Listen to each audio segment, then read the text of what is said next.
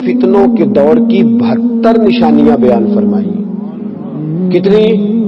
جاگیے، اگر آپ نے 72 سنی نہ تو آپ کو یاد کیسے ہوگی؟ کتنی نشانیاں؟ 72 نشانیاں فتنوں کے دور کی بیان فرمائی. سب سے پہلی نشانی آپ نے یہ بیان فرمائی کہ فتنوں کے دور میں سب سے پہلا نقصان یہ ہوگا کہ لوگ نمازوں کو ترک کرنا شروع کر دیں گے. تم نے اپنی نماز کو بچانا ہے، تمہارے ساتھ تمہارا دوست بیٹھا ہوگا جو کہے گا یار بیٹھ جا پڑھ لیتے ہیں، تو ہر وقت مسجد ہی گیا رہتا ہے. فتنوں کے دور میں، آزمائش کے دور میں رسول کریم علیہ السلام نے فرمایا سب سے پہلا فتنہ میری امت پہ یہ برسے گا کہ لوگ نماز کو ترک کریں گے. پھر میرے حبیب کریم علیہ السلام نے فرمایا دوسرا فتنہ میری امت پہ یہ برسے گا. یہ ساری حدیثیں. دوسرا فتنہ یہ برسے گا کہ لوگ امانت کو ضائع کریں گے. امانت کو جو منصب بھی امانت ہے نا، یہ جس جگہ میں بیٹھا ہوں یہ عہدہ بھی امانت ہے. جس جگہ اللہ کریم نے سب کو بٹھایا ہے وہ سب جگہ اللہ قیامت کے دن پوچھے گا کہ تجھے جہاں بٹھایا گیا تھا تو نے اس کا حق صحیح ادا کیا کہ نہیں کیا. تو امانت ضائع کی جائے گی. اور تیسری ہی علامت بیان کر دی، فرمایا فتنوں کے دور میں لوگ سود کھائیں گے اور حلال کہہ کے کھائیں گے. سود کھائیں گے اور لا حول ولا قوت. کوئی تکافل کا نام دیے جا رہا ہے، کوئی تجارت کا نام دیے جا رہا ہے، کوئی نام دیے جا رہا ہے، کوئی نام دیے جا رہا ہے. اور میرے رسول پاک علیہ السلام نے ایک جگہ فرمایا ایک زمانہ ایسا بھی آئے گا کہ جو سود نہیں کھائے گا اسے سود کے چھینٹے ضرور پہنچیں گے. فتنوں کے دور میں عام ہے معاذ اللہ. بہت سارے ایسے لوگ ہیں جو نمازیں بھی پڑھے جاتے ہیں، جو باقی کام بھی کیے جاتے ہیں اور سود کا دھندا بھی چلائے جاتے ہیں. بینک میں پیسے رکھ کر کے وہاں سے نفع بھی حاصل کیے جاتے ہیں. پوری حکومتیں، پوری سلطنتیں، پوری ریاستیں سود پہ چلنے لگی.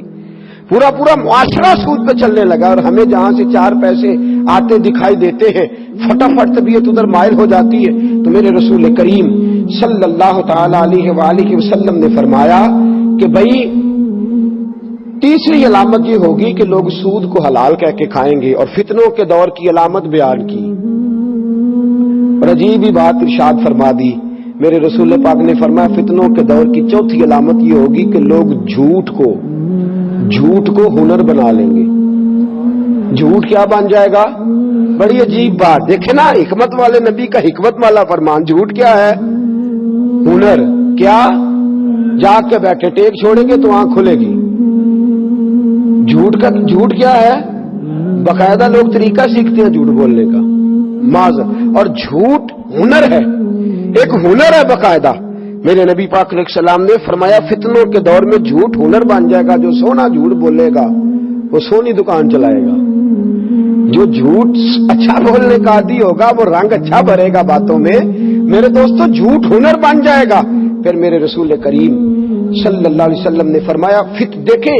اور ان ساری چیزوں کو ذرا اپنے دور پر، ان ساری چیزوں کو آپ اپنے دور پر ذرا لاگو کرتے جائیں اور محسوس کریں کہ کہیں وہ دور آ تو نہیں گیا جس کا میرے حبیب پاک نے بیان فرمایا جھوٹ ہنر بن جائے گا. 5ویں نمبر پر فرمایا معمولی باتوں پر لوگ ایک دوسرے کو قتل کرنے لگیں گے. کن باتوں پر؟ بھئی آپ دیکھ نہیں رہے پانی پہلے میں نے لگانا ہے، وہ کہتا میں نے لگانا ہے تو بندوقیں نکل آئیں گے. کوئی بات ہے جھگڑا کرنے والی؟ کوئی بات ہے 2 گالیاں دے دی ہیں اس پر خون ریزی ہو گئی ہے. معمولی باتوں پہ جھگڑے ہوں گے. پھر میرے محبوب علیہ السلام نے 6ٹھی علامت یہ بیان فرمائی کہ اونچی بلڈنگیں بنیں گی فتنوں کے زمانے میں. اور ان بلڈنگوں کا نقصان پتہ کیا ہوتا ہے؟ ایک بنا لیتا ہے تو دوسرا پھر ٹینشن لے جاتا ہے. پھر اس کے گھر والے کہتے ہیں ہمیں بھی اسی طرح کا. وہ بڑے تیرے بھائی نے بلایا تو جہاں سے مرضی اکٹھے کر کے لا، جائز لا یا ناجائز لا، اتنی بڑی ہمیں بھی کھڑی کر کے دے. فرمایا بلڈنگیں بنے گی تو فتنہ برپا ہوگا. پھر میرے حبیب کریم نے 7ویں نمبر پر فرمایا اللہ اکبر، فرمایا لوگ دین بیچ کے دنیا حاصل کریں گے. دین بیچ کے. ناراض نہ ہوئیے گا، یہ میں اپنی بات کرنے لگا ہوں. اپنی رب کریم عزتیں دیتا ہے، برکتیں دیتا ہے، رزق اتنا دیتا ہے کہ سنبھالا نہیں جاتا. پھر بھی 20,000 کی تقریر بکے اور 10,000 کی نعت بکے اور 20,000 کی تلاوت بکے. اور ہمارا بھی حال بڑا عجیب ہے. اور یاد رکھیں اس میں صرف بیچنے والوں کا قصور نہیں. بولے کس نے ان کو تباہ کیا ہے؟ بولے جی کس نے؟ میں اور آپ شریک ہیں سارے, ہم سب اس جرم میں برابر کے شریک ہیں. جس نعت خواہ کو پتہ چل جائے, جس کو پتہ چل جائے مجھے ملے گا کچھ نہیں, میں نے نماز پڑھنی ہے, اب میں نے پابندی سنت کرنی ہے, تو وہ انشاءاللہ کرے گا سارے کام, لیکن اسے پتہ ہے میں نے عشاء پڑھ کے آنا ہے اور فجر پڑھنے سے پہلے پہلے واپس جانا ہے. اور اللہ خیر فرمائے, کپڑوں کے اوپر اس نے اتنا زیور اس نے ڈلوایا ہوا ہے کہ شاید اتنا عورتیں بھی نہ ڈالتی ہوں. اور لگتا ہے کہ ابھی میاں, اور میں تو چند لوگوں سے نعت سنتا ہوں, آپ کو سچی بات عرض کرتا ہوں, چند لوگوں سے, میں تو سب سے سنتا ہی نہیں. اور پھر ایک اور بات, اب تو عورتیں نعت پڑھنے لگی اور میری مائیں بہنیں سن رہی ہیں, یاد رکھیں خبردار, بالکل عورت کی آواز کا پردہ ہے. یہاں بھی کل نعتیں شروع ہو گئی تھی, عورت کی آواز کا بھی پردہ ہے, عورت کی آواز کا بھی پردہ ہے. بالکل جہاں مرد اس کی آواز سنے وہاں اس کو نعت پڑھنا بھی جائز نہیں, وہ نہیں پڑھ سکتی, شریعت اسلامیہ نے منع فرمایا.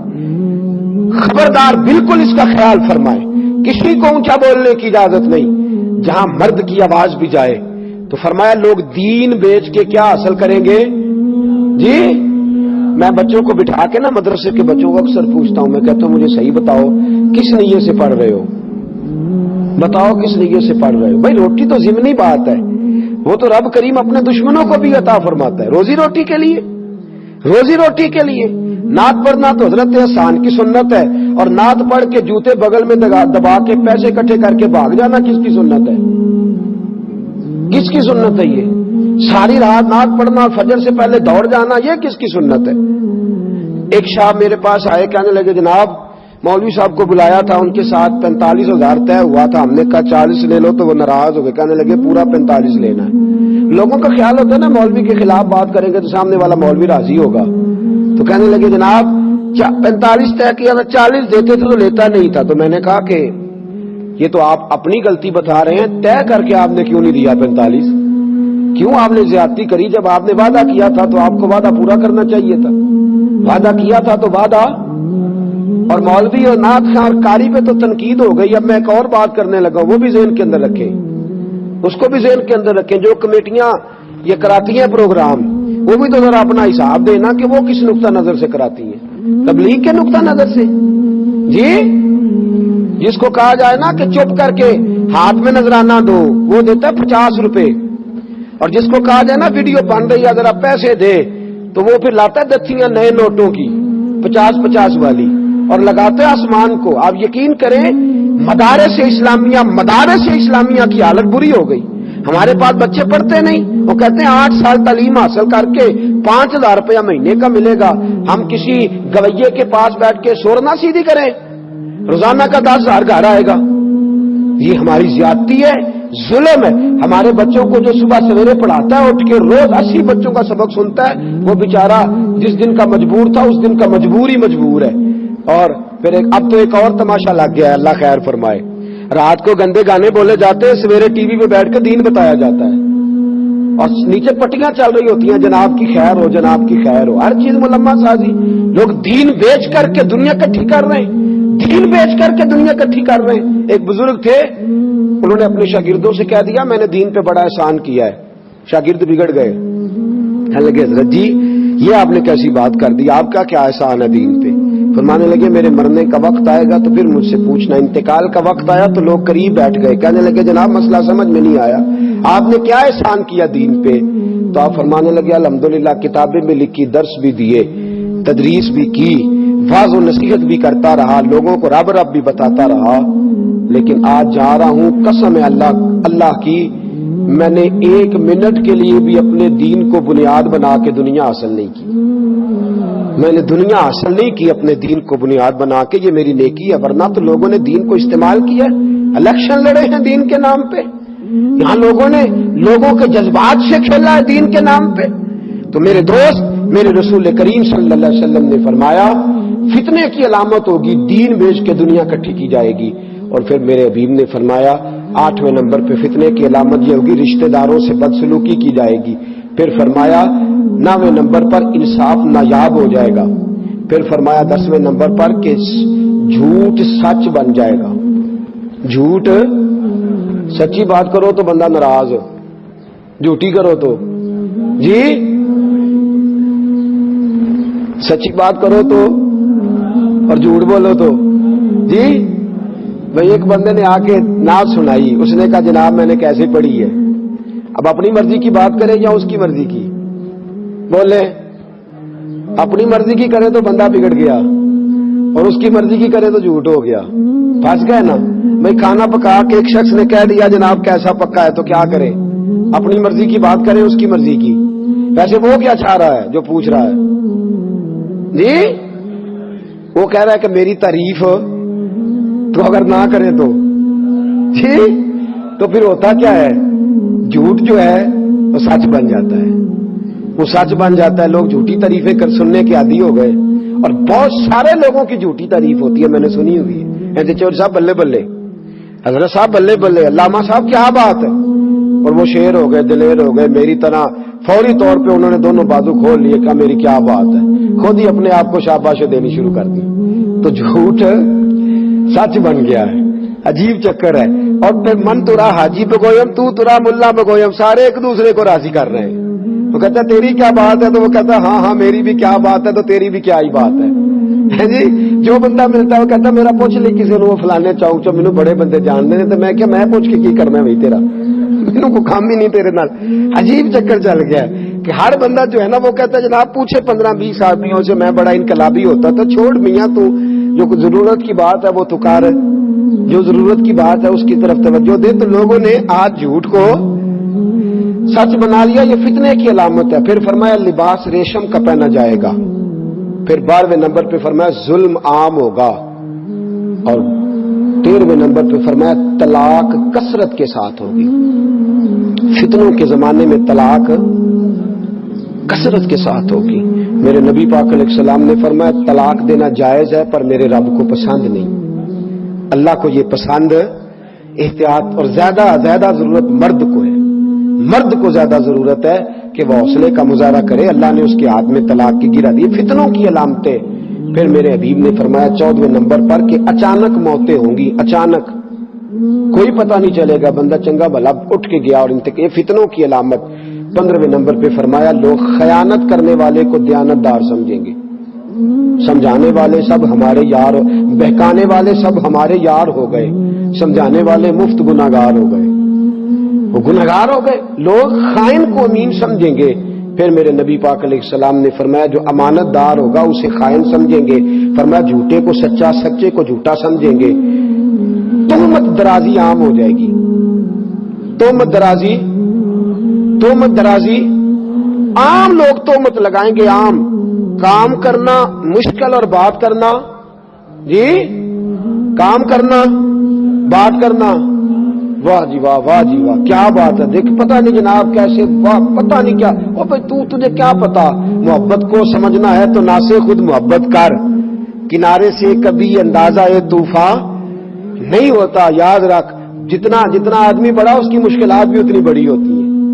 جتنا کوئی شخص آپ کو بڑا نظر آئے سمجھو اس کی مشکلات بھی اتنی ہی, اس کی مشکلات بھی بڑی ہیں.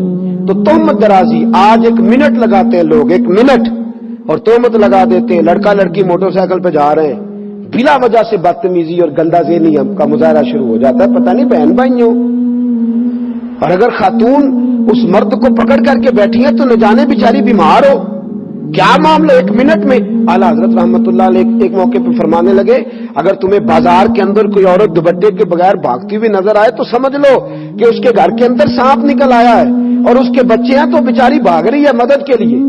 اسے ننگے سر دیکھ کے بے حیا نہ کہو, تہمت درازی سے بچو, کردار کشی سے بچو, بھاگ آؤ. الیکشن ہوتا ہے, اللہ کریم معاف فرمائے, بڑے بڑے لیڈر ایک دوسرے کی پگڑیاں اچھالتے ہیں اور دھوکہ دیتے ہیں لوگوں کو, بعد میں ایک دوسرے کی پارٹیوں میں شامل ہو جاتے ہیں. فرمایا تہمت درازی آخری دور کا فتنہ ہے, اس سے بچو. پھر میرے حبیب نے فرمایا آخری دور کا ایک فتنہ یہ بھی ہوگا کہ بارش کے باوجود گرمی رہے گی. بارشیں ہوں گی پر گرمیاں نہیں جائیں گی. پھر میرے حبیب کریم علیہ السلام نے فرمایا لوگ اولاد کو خوش کرنے, اپنی اولاد کو رکھنے کی بجائے اولاد سے کراہت کریں گے, اولاد سے نفرت کریں گے. ہو نہیں گیا بچے کتنے اچھے جی, بتنے بچے تو جو 12 ہیں وہ برے, اپنی اولاد سے کراہت ہو رہی ہے. بچے 2 ہی اچھے, کہتے ہیں جی सौखे पल जाते ने, तो जो तू फौत हो गया फिर औखे पलणगे जी। मेरे नबी पाक अलैहिस्सलाम ने फरमाया उस औरत से शादी करो जो बच्चे ज्यादा पैदा करे, मैं कयामत के दिन अपनी उम्मत की कसरत पर फख्र करूंगा। बोर्ड लग गए बच्चे, और सारी सारी सारी कौम इस फितने का शिकार है। बच्चे, भाई हम मुसलमान हैं, हमारा अकीदा ये है कि रोजी कौन देता है? अल्लाह, तो अल्लाह पालेगा। तो नबी पाक ने इसको फितना कहा है, और ये फितना आम हो गया है, घर घर दफ्तर खोल गए, इस मुसीबत को लोगों ने आड़े हाथों ले लिया है। फिर मेरे नबी पाक अलैहिस्सलाम ने फरमाया अगली बात, फरमाया शरीफ लोग चुप कर जाएंगे, कमीनों के ठाठ हो जाएंगे। ठाठ बाट से कौन रहेंगे? जो नजायज जरिए से माल इकट्ठा करके लाए हैं ना, जिन्होंने सोचा ही नहीं जायज है कि नजायज है, वो ठाठ बाट वाले हो जाएंगे। खानदानी और बावकार लोग पीछे रह जाएंगे। फिर मेरे हबीब पाक अलैहिस्सलाम ने फरमाया शरीफ लोग तंग हो जाएंगे। शरीफ लोग, फितने के जमाने में शरीफ लोगों का क्या हाल होगा जी? शरीफ आदमी बेचारा अंदर जाता है तो गुंडा कहता है डर गया मुझसे, वो शरीफ है ना बेचारा, तो उसने अपना दरवाजा बंद कर लिया, उसने कहा मौज कर। अच्छा एक बात बताएं, दो आदमी झगड़ा कर रहे हो तो जो चुप कर जाए वो अच्छा, कि जो झगड़ा करता रहे वो अच्छा है जी? तो वो दलेरी तो दस दे आके आंदा सुनाइया ने चार फिर बोलिया नहीं अगो, तो ये तेरी दलेरी क्यों दी? कहना मैं लाइया चार फिर अगो चुप कर रहे, अल्लाह दे बंदे आए तो तू अपनी बदतमीजी ते ओदी सियाणापुणा दसन दे, एक बड़ा चंगा बंदा सी। तो शरीफ आदमी चुप कर जाए, याद रखे, खामोश हो जाएगा, चुप कर जाएगा। आजम हमारे हाथ से पैमाना ही गिर गया, हरबुल हवस के हाथ में पैमाना देखकर कहा हम भाई चुप कर गए, अब हम नहीं मैदान में मुकाबला कर सकते। और मेरे रसूल पाक अलैहिस्सलाम ने फरमाया है, इमाम सयूती की हदीस है, अपनी बात नहीं कर रहा, मेरे नबी पाक ने फरमाया तुम्हारे उमरा और तुम्हारे वजीर झूठ बोला करेंगे। फितनों के जमाने में वजीर, मैंने नहीं कहा, कौन झूठ बोलता है? केड़ी तरीक में बत्ती आएगी जी? जी तरीका मिलदियां नहीं हुण जी, अंदर 50 को साल सानू रहन दियो, कोशिश करांगे आ जाए। झूठ पे झूठ, झूठ पे झूठ। और अल्लाह खैर फरमाए, बहुत बड़ा आदमी बोल के कहता वादे किया था ना, क्या वादा को कुरान हदीस होता है, वादे किया तो कुरान हदीस है, कोई बात नहीं, बंदा बदल भी तो जाता ही है। मेरे नबी पाक सल्लल्लाहु अलैहि वसल्लम ने फरमाया फिर ऐसा होगा कि इस फितने के दौर में दयानतदार लोग भी खाइन हो जाएंगे, उनकी मजबूरी हो जाएगी खयानत करना। दयानतदार भी खयानत करने पर मजबूर हो जाएंगे। फितनों के लोग बात मानेंगे नहीं बगैर इसके, लोग इसके बगैर बात मानेंगे नहीं। फिर फरमाया तुम्हारे सरदार जुल्म करेंगे, वडेरे जुल्म करेंगे। फिर फरमाया दीन का इल्म लेने वाले तकवे से दूर हो जाएंगे। इल्म होगा अमल नहीं होगा, बातें होंगी अमल नहीं होगा, किरदार नहीं होगा। फिर फरमाया लोग जानवरों की खालों का लिबास पहनेंगे, लोग जाहिर को चमका लेंगे लेकिन बातन के अंदर बड़ी बदबू होगी। फिर फरमाया सोना आम होगा, चांदी की मांग होगी, गुनाह ज्यादा होंगे। और मेरे नबी पाक ने फरमाया अमन थोड़ा रह जाएगा। अमन, फितनों के जमाने में अमन नजर आता है आपको कहीं? अमन हर जगह, बदअमनी हर जगह। फिर फरमाया कुरान पाक के नुस्खों को आरास्ता किया जाएगा, लेकिन पढ़ने वालों की तादाद कम हो जाएगी। अच्छे से अच्छा कुरान छपा हुआ मार्केट में मिल जाता है, लेकिन पढ़ने वाले लोग, मेरे हबीब ने फरमाया मस्जिदों में नक्शो निगार होंगे, मीनार ऊंचे होंगे, दिल वीरान होंगे। मीनार ऊंचे होंगे और दिल वीरान होंगे। फिर फरमाया शराबें पी जाएंगी, शरी सजाओं को मुअत्तल किया जाएगा, लौंडी अपने आका को जनेगी, लौंडी अपने, क्या मतलब? इसका मतलब यह है कि मां की इज्जत नहीं लोग करेंगे बल्कि उसके आका बन जाएंगे। अम्मा को हुक्म देंगे बच्चे उठ के, इस तरह करना है तुमने, अच्छा ख्याल रखना, बदल ना जाना। लौंडी मां को तू हुक्म दे रहा है, मां को तू कह रहा है कि मेरी मर्जी पे चल। मां तो ताबेदारी करने वाली शख्सियत होती है, मां को हुक्म देंगे मेरी मर्जी के मुताबिक तूने वक्त गुजारना है। फिर फरमाया जो नंगे पांव और नंगे बदन और गैर महजब लोग होंगे वो तुम्हारे बादशाह बन जाएंगे। तिजारत में मर्द और औरतें इकट्ठे बैठेंगे, बैठते हैं कि नहीं? औरतें मर्द बराबर बराबर है जी।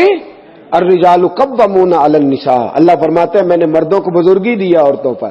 کس نے دی ہے؟ تو جو اللہ کی بات نہ مانے. مجھے اپنے کالج کے دور کی ایک بات یاد ہے، ہمارے ایف اے کے پیپر ہو رہے تھے تو میں بس میں چڑھ گیا، تو لڑکے کافی سارے چڑھ گئے، تو وہ جو بس کا تھا عملہ ان سے کہنے لگا بچیوں سے کہ آپ لوگ نہ چڑھیں، لڑکے چڑھ گئے ہیں تو آپ نہ جائیں، اچھی بات نہیں. تو وہ کیا کہتی ہیں بچیاں جواب میں، کہنے لگی ہمارے برابر کے حقوق ہیں، ان کو بٹھایا تو ہمیں بھی بٹھاؤ، ہمارے حقوق. اس نے کہا ٹھیک ہے جناب، مجبور ہو گیا. اسٹوڈنٹ سے ویسے بھی ڈرتے ہیں، حال ہی بڑا برا کرتے ہیں، اللہ خیر فرمائے بچے. تو چڑھ گئی خواتین بھی. اب جب چڑھ گئی نا تو ایک لڑکی بول کے کہنے لگی تمہیں پتہ نہیں کہ لیڈیز کی عزت کرنی چاہیے، بیٹھے ہو جم کے جگہ دو. تو وہ لڑکا بولا، کہنے لگا تمہارے برابر کے حقوق ہیں، ہم کھڑے ہو کے جا سکتے ہیں تو تم بھی کھڑے ہو کے جاؤ، تمہارے حقوق برابر کے ہیں نا، ہم اگر کھڑے ہو کے جا سکتے ہیں تو تم نہیں کھڑی ہو کے جا سکتی، تم بھی جاؤ، برابر کے حقوق ہیں.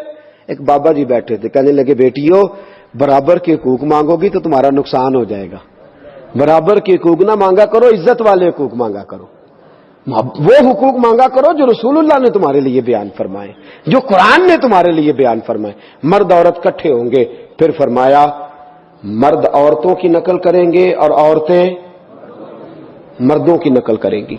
پھر فرمایا مرد عورتوں کی اور عورتیں.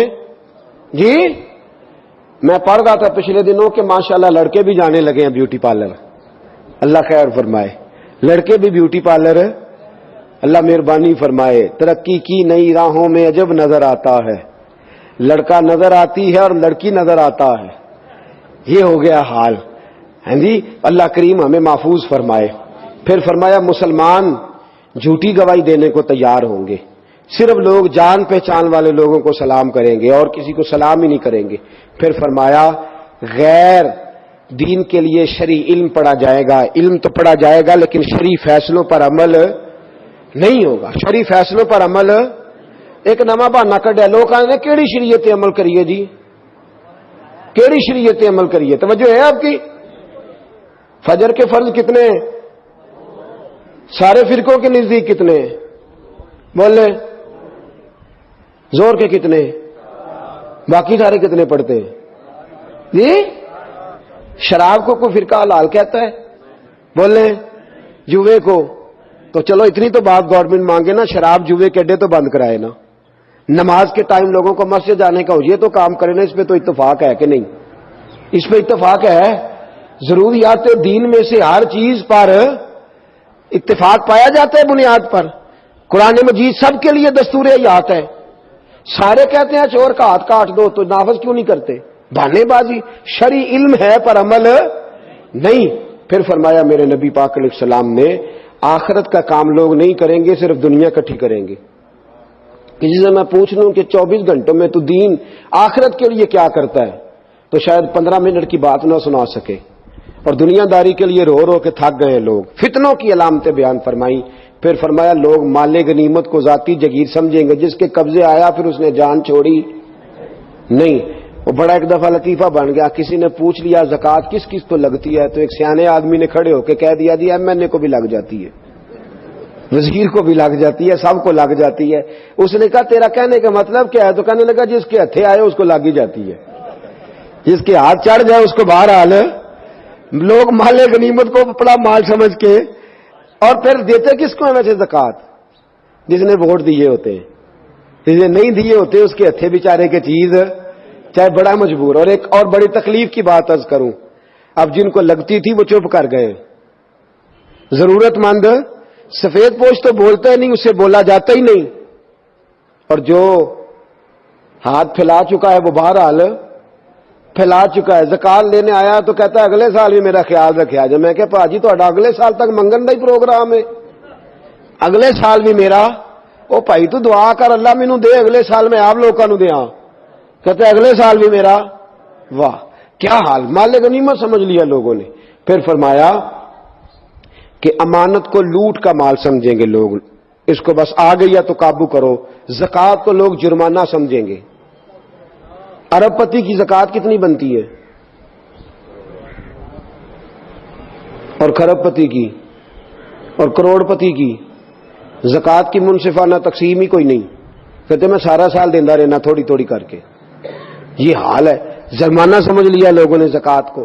پھر فرمایا رذیل لوگ قیادت کی طرف دوڑیں گے. جن بیچاروں جو رذیل لوگ ہیں نا، چھوٹے ذہن کے لوگ، وہ لیڈر بن جائیں گے. لیڈر، ہر آدمی لیڈر، ہر آدمی لیڈر. جب سارے لیڈر ہو تو سمجھو کوئی لیڈر نہیں، سبھی لیڈر ہے، کوئی پیچھے رہنے کو تیار ہے. سیٹ ایک، امیدوار کتنے جی؟ بورڈ والوں کی اور فلیکس والوں کی موجیں لگ جاتی ہیں. انہوں نے تو میرے کو زیادہ لا، میری فوٹو لا. یہ حال ہو گیا ہے. تو میرے دوستو یہ قرب قیامت کی علامت ہے. پھر فرمایا لوگ اپنے باپ کی اور اپنی ماں کی نافرمانی کریں گے، دوست دوست کو نقصان پہنچائیں گے. دوست دوست کو، دوستی اپنے مطلب کی لوگ بنائیں گے. پھر فرمایا لوگ بیوی کی اطاعت کریں گے، بیوی کی اطاعت کریں گے، ماں کی نافرمانی کریں گے. ہر بات میں بیوی کو انکار کرنا بھی درست، اس کو اس کا جائز حق ملنا چاہیے، لیکن بیوی اطاعت کرنے والی ہوتی ہے اور ماں اطاعت کروانے والی ہوتی ہے. یہ فرق یاد. بیوی کو خامند کی اطاعت کرنی اور خامند کو اپنی. بولے جی؟ تو جس کے حصے میں اماں نہیں آئی، بڑے بھائی کے حصے میں آئی ہے یا چھوٹے کے حصے میں آئی ہے، وہ کس کی تابع داری کرتا ہے؟ اسے سوچنا چاہیے نا، غور کرنا چاہیے. یہ مقام تفکر ہے. یہ قیامت کی علامت بیان فرمائی. پھر ایک عجیب بات میرے حبیب پاک نے بالکل حسب حال جو آج صادق آ رہی ہے، فرمایا لوگ گانے بجانے والوں کی عزت کریں گے. جی، وہ جن کو کل تک لوگ بے حیا کہتے تھے، اب ان کو ستارے کہنا شروع کر دیا ہے. معاذ اللہ، کیا بن گئے ہیں؟ ستارے. اور وہ اخبار میں خبر دیتے کہتے ہیں فضل ہے اللہ کا. معاذ اللہ ثم معاذ اللہ. ان کی عزت ہونے لگی ہے، ان کو تو اب قیادتیں ملنے لگی ہیں. پھر فرمایا لوگ ظلم کر کے فخر کریں گے، ظلم کر کے فخر سے بتائیں گے میں نے اتنے ظلم کیے، اتنے پاپ کیے. یہ میں بڑی سادگی سے دھیمے دھیمے لہجے میں آپ کو باتیں سنا رہا ہوں. میرے نبی پاک نے فرمایا انصاف بکا کرے گا.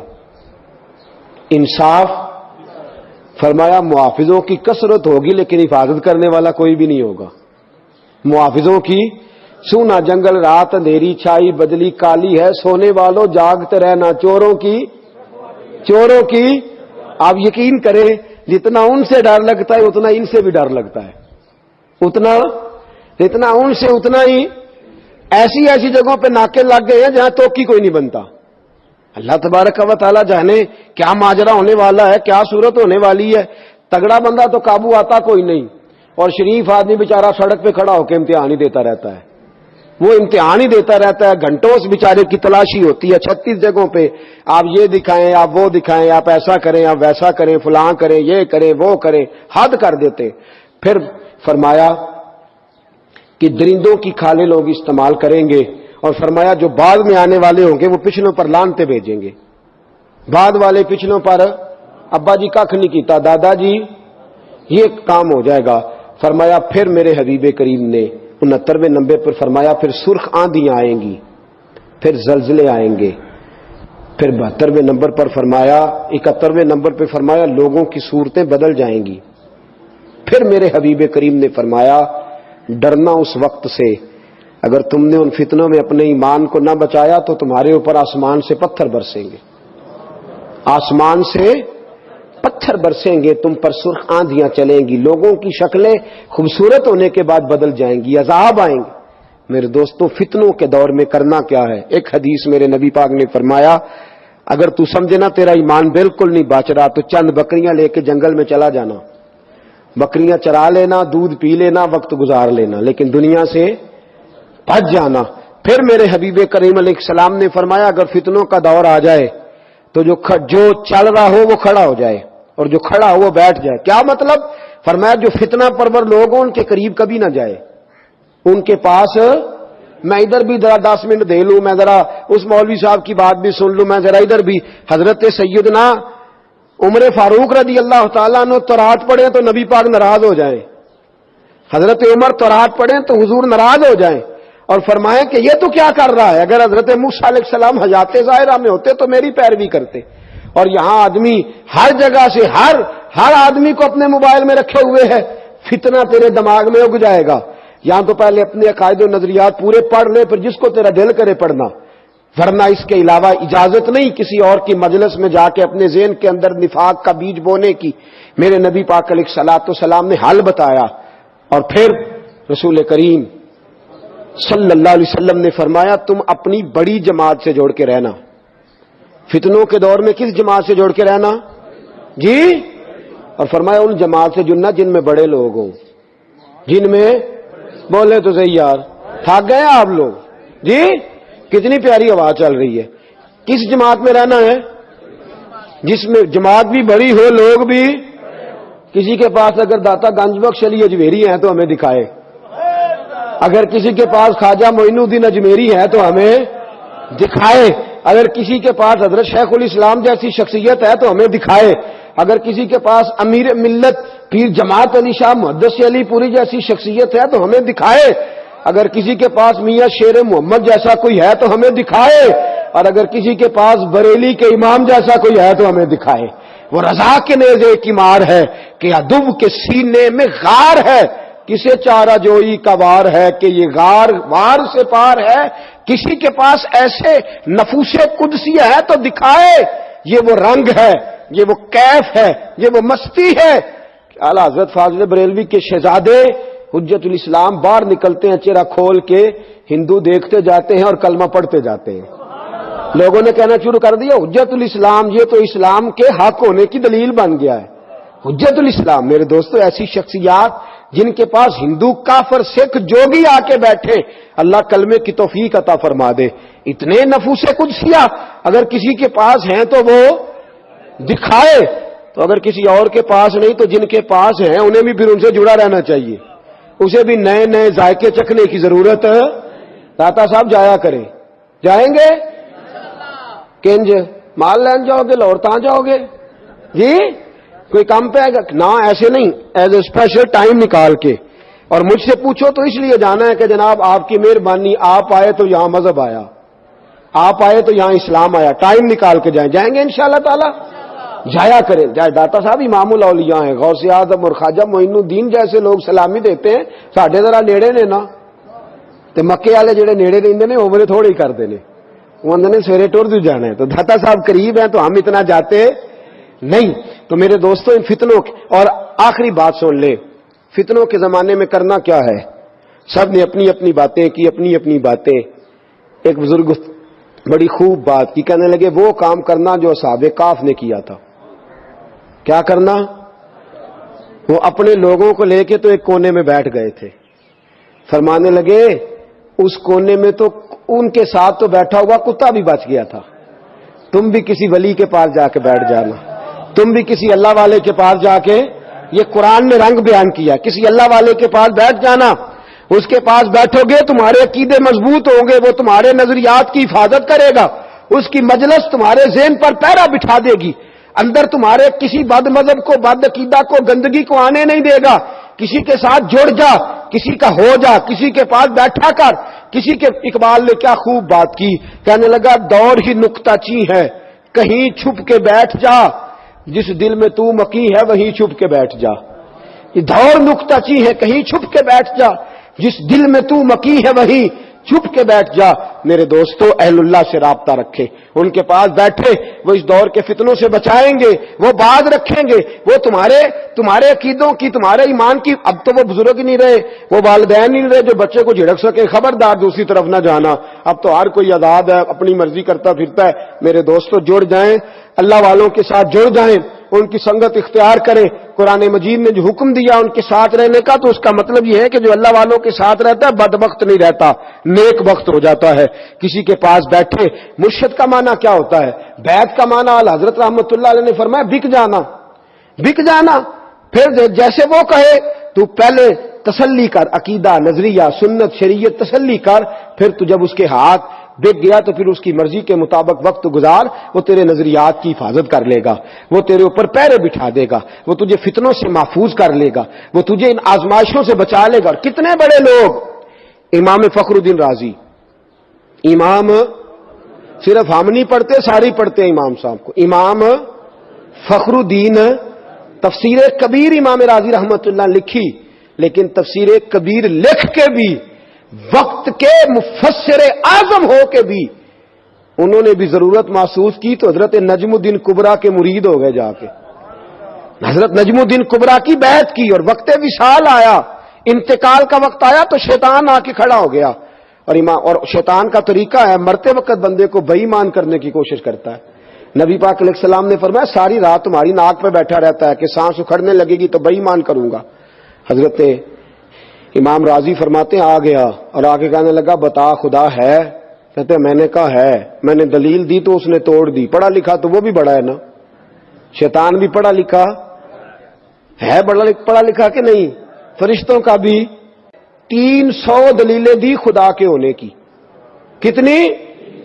شیطان نے 300 کی 300 توڑ دی.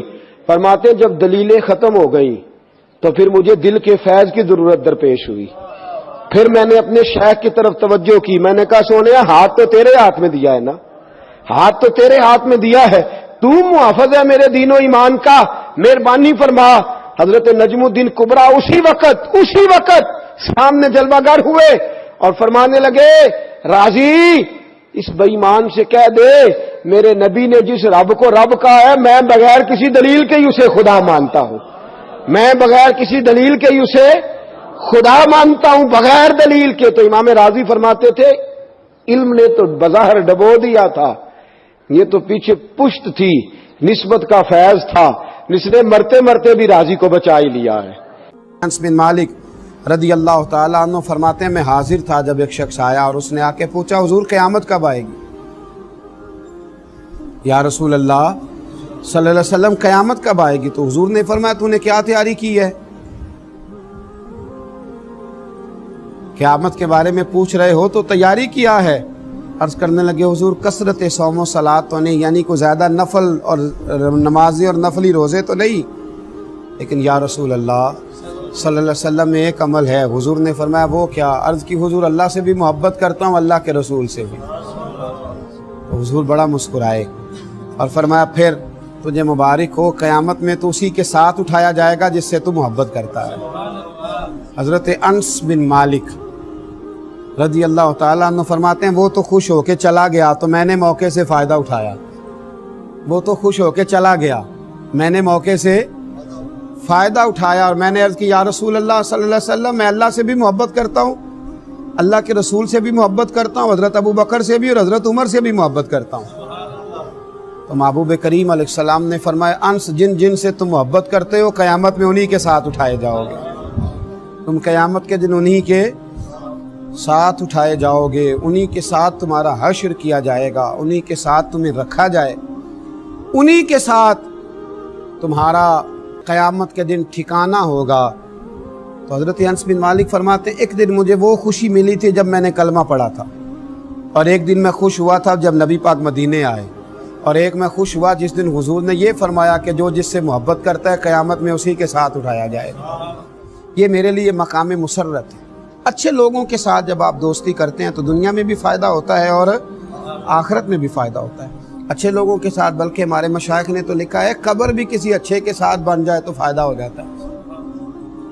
کسی اچھے آدمی کی صحبت میں قبر ہو جائے اس کا بھی فائدہ ملتا ہے, اس کا بھی بھلا ہوتا ہے, اس کا بھی نفع نصیب ہوتا ہے, اس کے سبب بھی انسان پر رحمت کی جاتی ہے اگر پڑوس اچھا مل جائے. حضرت عبداللہ ابن مبارک رحمت اللہ علیہ کا پڑوسی تھا تو وہ مکان بیچنے لگا. غربت آ گئی, کوئی مجبوری بن گئی, انسان کئی دفعہ حالات کے ہاتھوں مجبور ہو کر کچھ کام کرتا ہے, تو وہ اپنا مکان بیچنے لگا. ایک صاحب سے اس نے سودا طے کیا تو 1000 دینار میں سودا ہو گیا. تو شخص کہنے لگا یہ 1000 دینار تو ہے مکان کی قیمت, گھر کی قیمت, زمین کی قیمت, ملبے کی قیمت, پر پتہ ہے میں تمہیں پڑوسی کون سا دے کے جا رہا ہوں؟ جناب عبداللہ ابن مبارک کہنے لگا 1000 دینار ان کا پڑوس تمہیں دینے کا دوں گا. 1000 دینار دو, اتنا عالی شان پڑوسی. اور پھر مکان بیچنے والا رو پڑا, کہنے لگا یہ وہ والا پڑوسی ہے جس کی برکت سے مجھے دین کی توفیق بھی ملتی ہے اور میرے اوپر اللہ کی رحمتیں بھی نازل ہوتی ہیں. یہ میرا وہ والا پڑوسی ہے. 1000 دینار لوں گا ان کا پڑوس دینے کا کہ اتنا اعلیٰ قسم کی صحبت مجھے میسر تھی. میرے بچے انہیں دیکھ دیکھ کر دین کا رنگ اختیار کرتے تھے، میری اولاد انہیں دیکھ دیکھ کر آگے بڑھتی تھی، تو میں 1000 دینار فقط اس چیز کا لوں گا۔ حضرت عبداللہ ابن مبارک کو جب پتا چلا کہ میرے پڑوسی کے میرے بارے میں نظریات کیا، تو بلایا، فرمایا میاں یہ تو نے کیا کیا، میں کہاں اس قابل ہوں۔ عرض کی حضور میں نے کبھی خوشامد کرنا نہیں چاہی، پر میرے دل سے پوچھ کے دیکھیں آپ کتنے بڑے ہیں۔ کبھی آپ پوچھیں مجھ سے آپ کتنے شاندار ہیں، آپ کی کیا بات ہے، آپ یہاں ہیں تو میں کتنی سکھ میں ہوں، کتنی آسانی میں ہوں۔ تو حضرت فرمانے لگے تو مکان نہ بیچ، تیری جتنی ضرورت ہے وہ میں پوری کر دیتا ہوں۔ اچھی صحبتیں، اچھے پڑوسی، اچھے لوگ، اچھے، لیکن ہمارے ہاں قدر نہیں ہوتی، ہمارے ہاں قدر نہیں ہوتی۔ چراغ کے بالکل نیچے اندھیرا ہو جاتا، دور دراز سے آ کے لوگ فیض آور ہوتے ہیں، لیکن قرب و جوار والے اکثر بے فیض رہ جاتے ہیں، دور رہ جاتے ہیں، چونکہ ہم قدر نہیں کر پاتے۔ اگر اچھی صحبت میسر آئے تو پیار کریں اور دوستی کے حق ادا کرنے کی کوشش کریں، مقدور بر خدمت کریں، مقدور بر آگے بڑھیں۔ لوگ تلاش کرتے رہے وہ زمانہ، دیکھیں نا صحابی کس سے بنتا ہے؟ صحبت سے بنتا ہے۔ صحابی اچھی صحبت سے بنتا ہے، ان کو اچھی صحبت میسر آئی تو وہ صحابی بن گئے، اور جن کو اچھی صحبت میسر آئی صحابہ کی تو وہ تابعی بن گئے۔ بغداد میں بارش نہیں ہوتی تھی، قحط کا زمانہ تھا۔ اب تو الحمدللہ تعالیٰ، اللہ تعالیٰ ہمیں فضل فرمائے، قحط نہیں ہوتا۔ تو جن علاقوں میں ابھی بھی خشک سالی ہو جاتی ہے وہ بیچارے بڑے پریشان ہوتے ہیں۔ اللہ تعالیٰ ہمارے حال پر رحمت فرمائے اور اللہ ہمیں خشک سالی سے محفوظ فرمائے۔ جن علاقوں میں خشک سالی ہوتی تھی وہ بڑے پریشان ہوتے تھے۔ تو بغداد کہہ رہا ہوں، بستام میں نا بارش نہیں ہوتی تھی، خشک سالی ہو گئی، لوگ بڑے پریشان تھے۔ تو ایک بہت بڑا طبقہ باہر نکلا، دعا کے لیے چلتے ہیں، دعا کرتے ہیں۔ بہت سارے لوگ میدان میں آئے، ایک درویش عالم کی قیادت میں۔ ایک نوجوان وہاں نہ اکیلا رہا کرتا تھا، ایک جگہ بیٹھ کر وہ اللہ اللہ کرتا تھا، وہ بھی آگے بڑھا، اور اس نے آگے بڑھ کر کے ان لوگوں سے کہا کہ تم بارش کے لیے دعا کرنے آئے ہو، اگر مجھے موقع دو تو مجھے رب کی رحمت پر امید ہے کہ میرے اکیلے کی دعا کی برکت سے ہی بارش ہو جائے گی۔ عدل کریں تے تھر تھر کمبن، اونچیاں شانہ والے تے فضل کریں تے بخشے جاون، میرے جے منہ کالے تے رحمت دا دریا الہی ہر دم وگدا ہے تیرا، تے جے ایک قطرہ بخشے مینوں کام بن جاندا ہی میرا۔ کہا جناب اگر آپ لوگ بھروسہ کریں تو مجھے امید ہے میرے اکیلے کی دعا پر ہی اللہ رحمت فرما دے گا۔ تو کہا بھئی آپ دعا کر دیں۔ اس شخص نے دعا بڑی عجیب کی، کہنے لگا اللہ جو میری آنکھوں میں جلوہ ہے نا،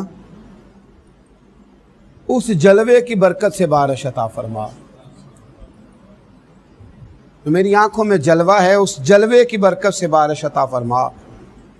ابھی اس نے ہاتھ اٹھائے تھے کہ رب کریم نے فضل فرما دیا۔ جو میری آنکھوں میں جلوہ ہے اس جلوے کی برکت سے بارش عطا فرما۔ ابھی اس نے ہاتھ اٹھائے تھے کہ رب کریم نے فضل فرما دیا۔ کالی گھٹائیں چھا گئیں، رم جھم بارش ہونے لگی۔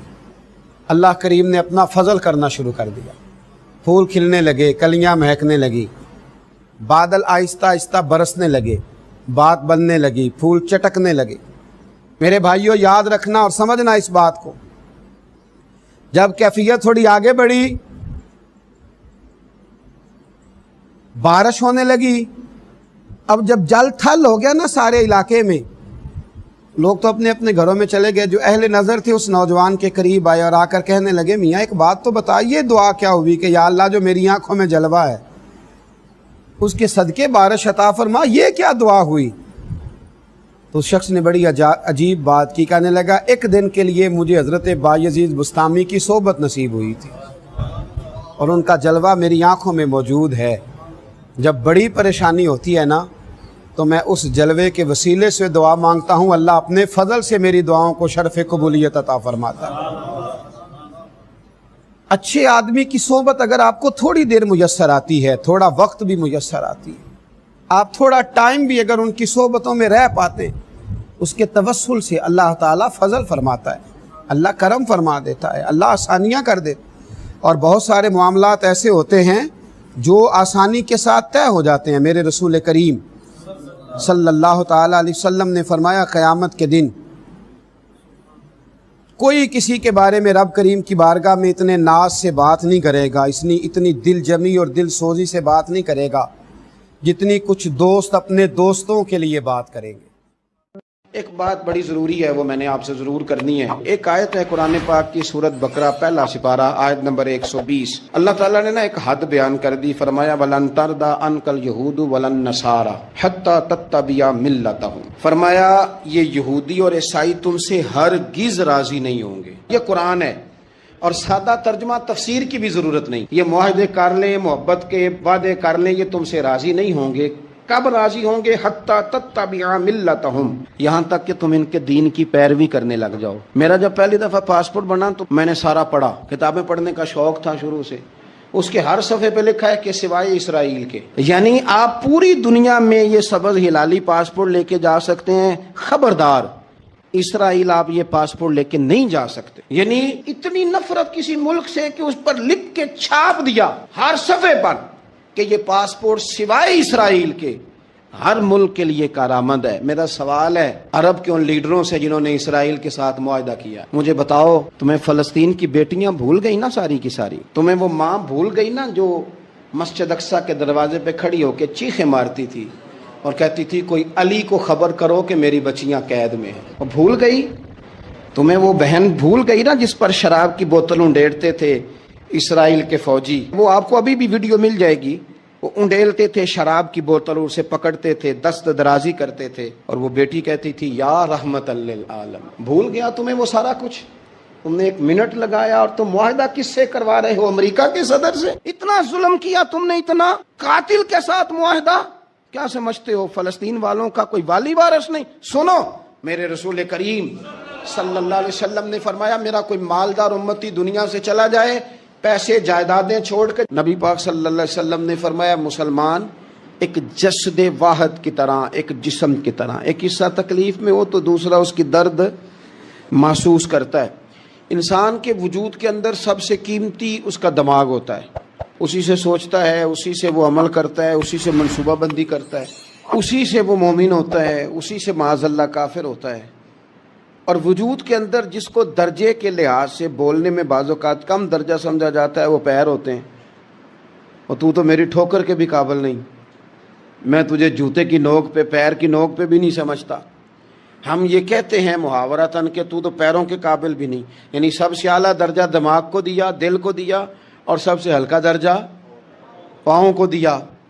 لیکن مجھے بتلائیے گا اگر کبھی پاؤں کی سب سے چھوٹی انگلی چھنگلیا چیچی اس پہ اگر کبھی زخم لگ جائے تو جسم کا سب سے اعلیٰ حصہ دماغ ہے، دماغ نے کبھی یہ کہا ہے کہ چھوڑو یہ تو سب سے نچلا درجہ ہے، نہیں جانا ڈاکٹر کے پاس، اتنا ٹائم کہاں ہے، رہنے دو، چھوٹی سی تو انگلی ہے، خیر ہے؟ ایسا کبھی ہوا ہے؟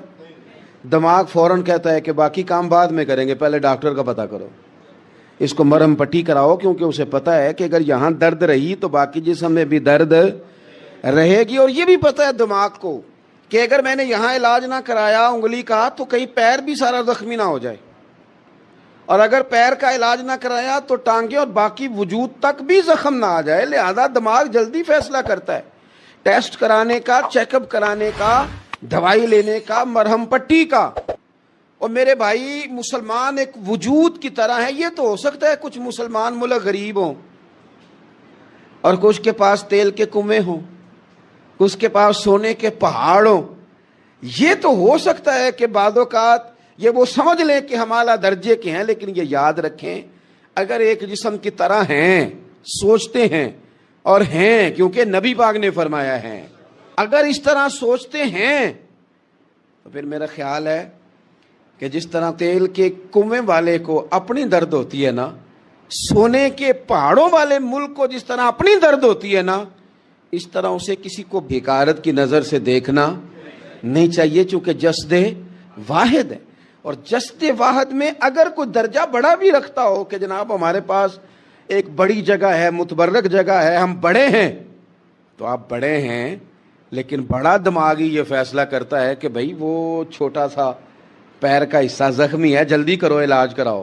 لیکن بڑے دماغ والا کہے کہ میرا گھر تو محفوظ ہے۔ معراج کی بات کرنے کا تو اب وقت آیا ہے، اس لیے کہ معراج کا سارا واقعہ تو مسجد اقصی کے گرد گھومتا ہے. سبحان الذی اسری بعبدہ لیلا من المسجد الحرام الی المسجد الاقصی. حضور نے معراج کی رات مسجد اقصی میں نماز پڑھائی تھی.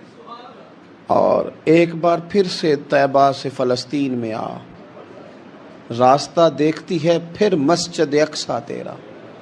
ایک بار حضور گئے تھے مکے سے مسجد اقصی، اور پھر حضور فرماتے ہیں جب میں واپس گیا نا تو کفار نے جو کہ مسجد اقصی دیکھی ہوئی تھی تو مجھ سے پوچھنا شروع کر دیا کہ مسجد اقصی کی کھڑکیاں کتنی ہیں، دروازے کتنے ہیں، پلر کتنے ہیں. جب انہوں نے سوال جواب کیے تو حضور فرماتے ہیں کہ رب کریم نے مسجد اقصی کو اٹھا کے میرے سامنے رکھ دیا. میں دیکھتا جاتا تھا، بتاتا جاتا تھا. کہہ لوں بات کر لوں. ایک دفعہ حضور مکے سے مسجد اقصی آئے اور ایک دفعہ مسجد اقصی میرے نبی کی زیارت کے لیے مکے گئی. حضور کی زیارت کے لیے مکہ شریف گئی. او میرے نبی تو صرف کسی چیز کی طرف ایک دفعہ دیکھ لیں تو وہ رحمت کے پھول کھلتے ہیں.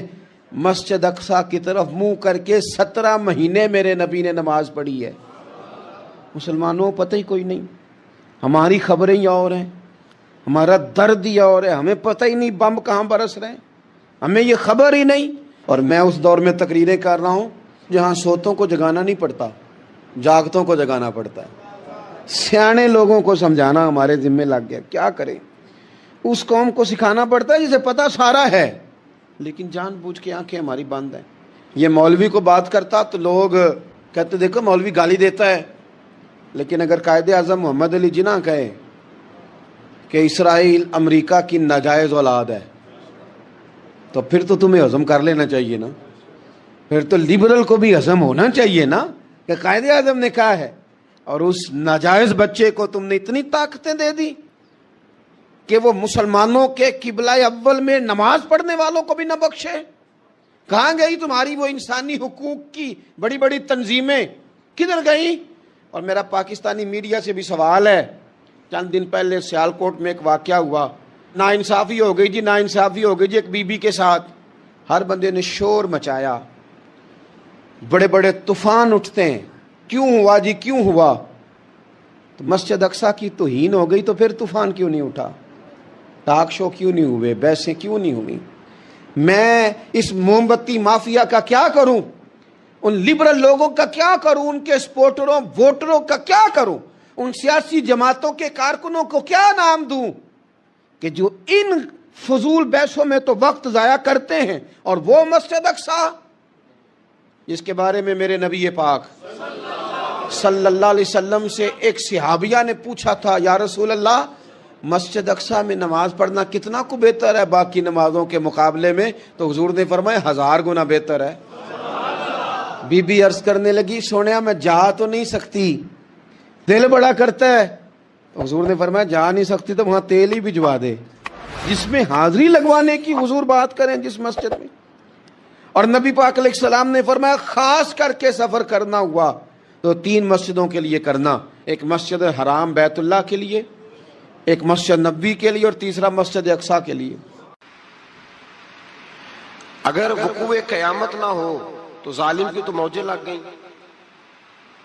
جابر تو موج کرے گا، فاسق اور فاجر تو کہیں گے دنیا میں بھی ہم اپنے اقتدار کے زور پر جیتے رہے، آج بھی ہمیں پوچھنے والا کوئی نہیں.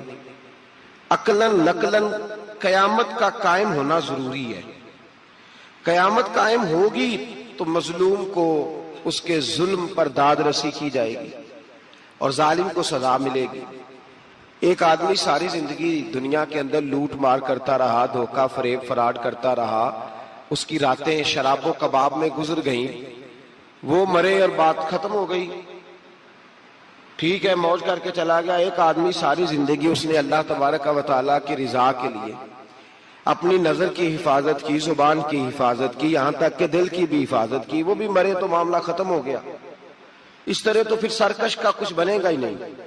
نظام زندگی ساری اس کی سوچ ختم ہو کے رہ جائے گی اگر قیامت قائم نہیں ہوتی. قیامت کا قائم ہونا حق ہے. اس لیے قرآن مجید نے ایک جگہ پہ نہیں 20 جگہ پہ یہ بیان فرمایا ہے کہ قیامت ضرور قائم ہوگی.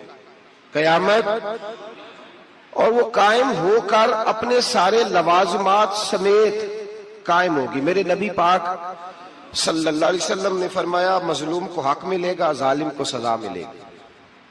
جابر اس دن اللہ کی بارگاہ میں رسوا کیے جائیں گے، جن پر جبر کرتے رہے انہیں اللہ کے حضور سے عطا کیا جائے گا.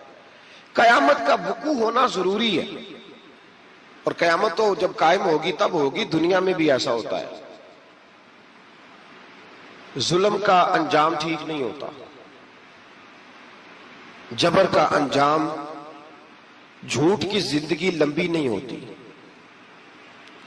دھوکے، فریب، فراڈ، ملمہ سازی، ان چیزوں کی عمریں اللہ نے تھوڑی رکھی ہیں. وقتی طور پر ظالم کو، دھوکے باز کو، جابر کو جو مہلت ملتی ہے وہ سمجھتا ہے میری سیاست کام کر رہی ہے،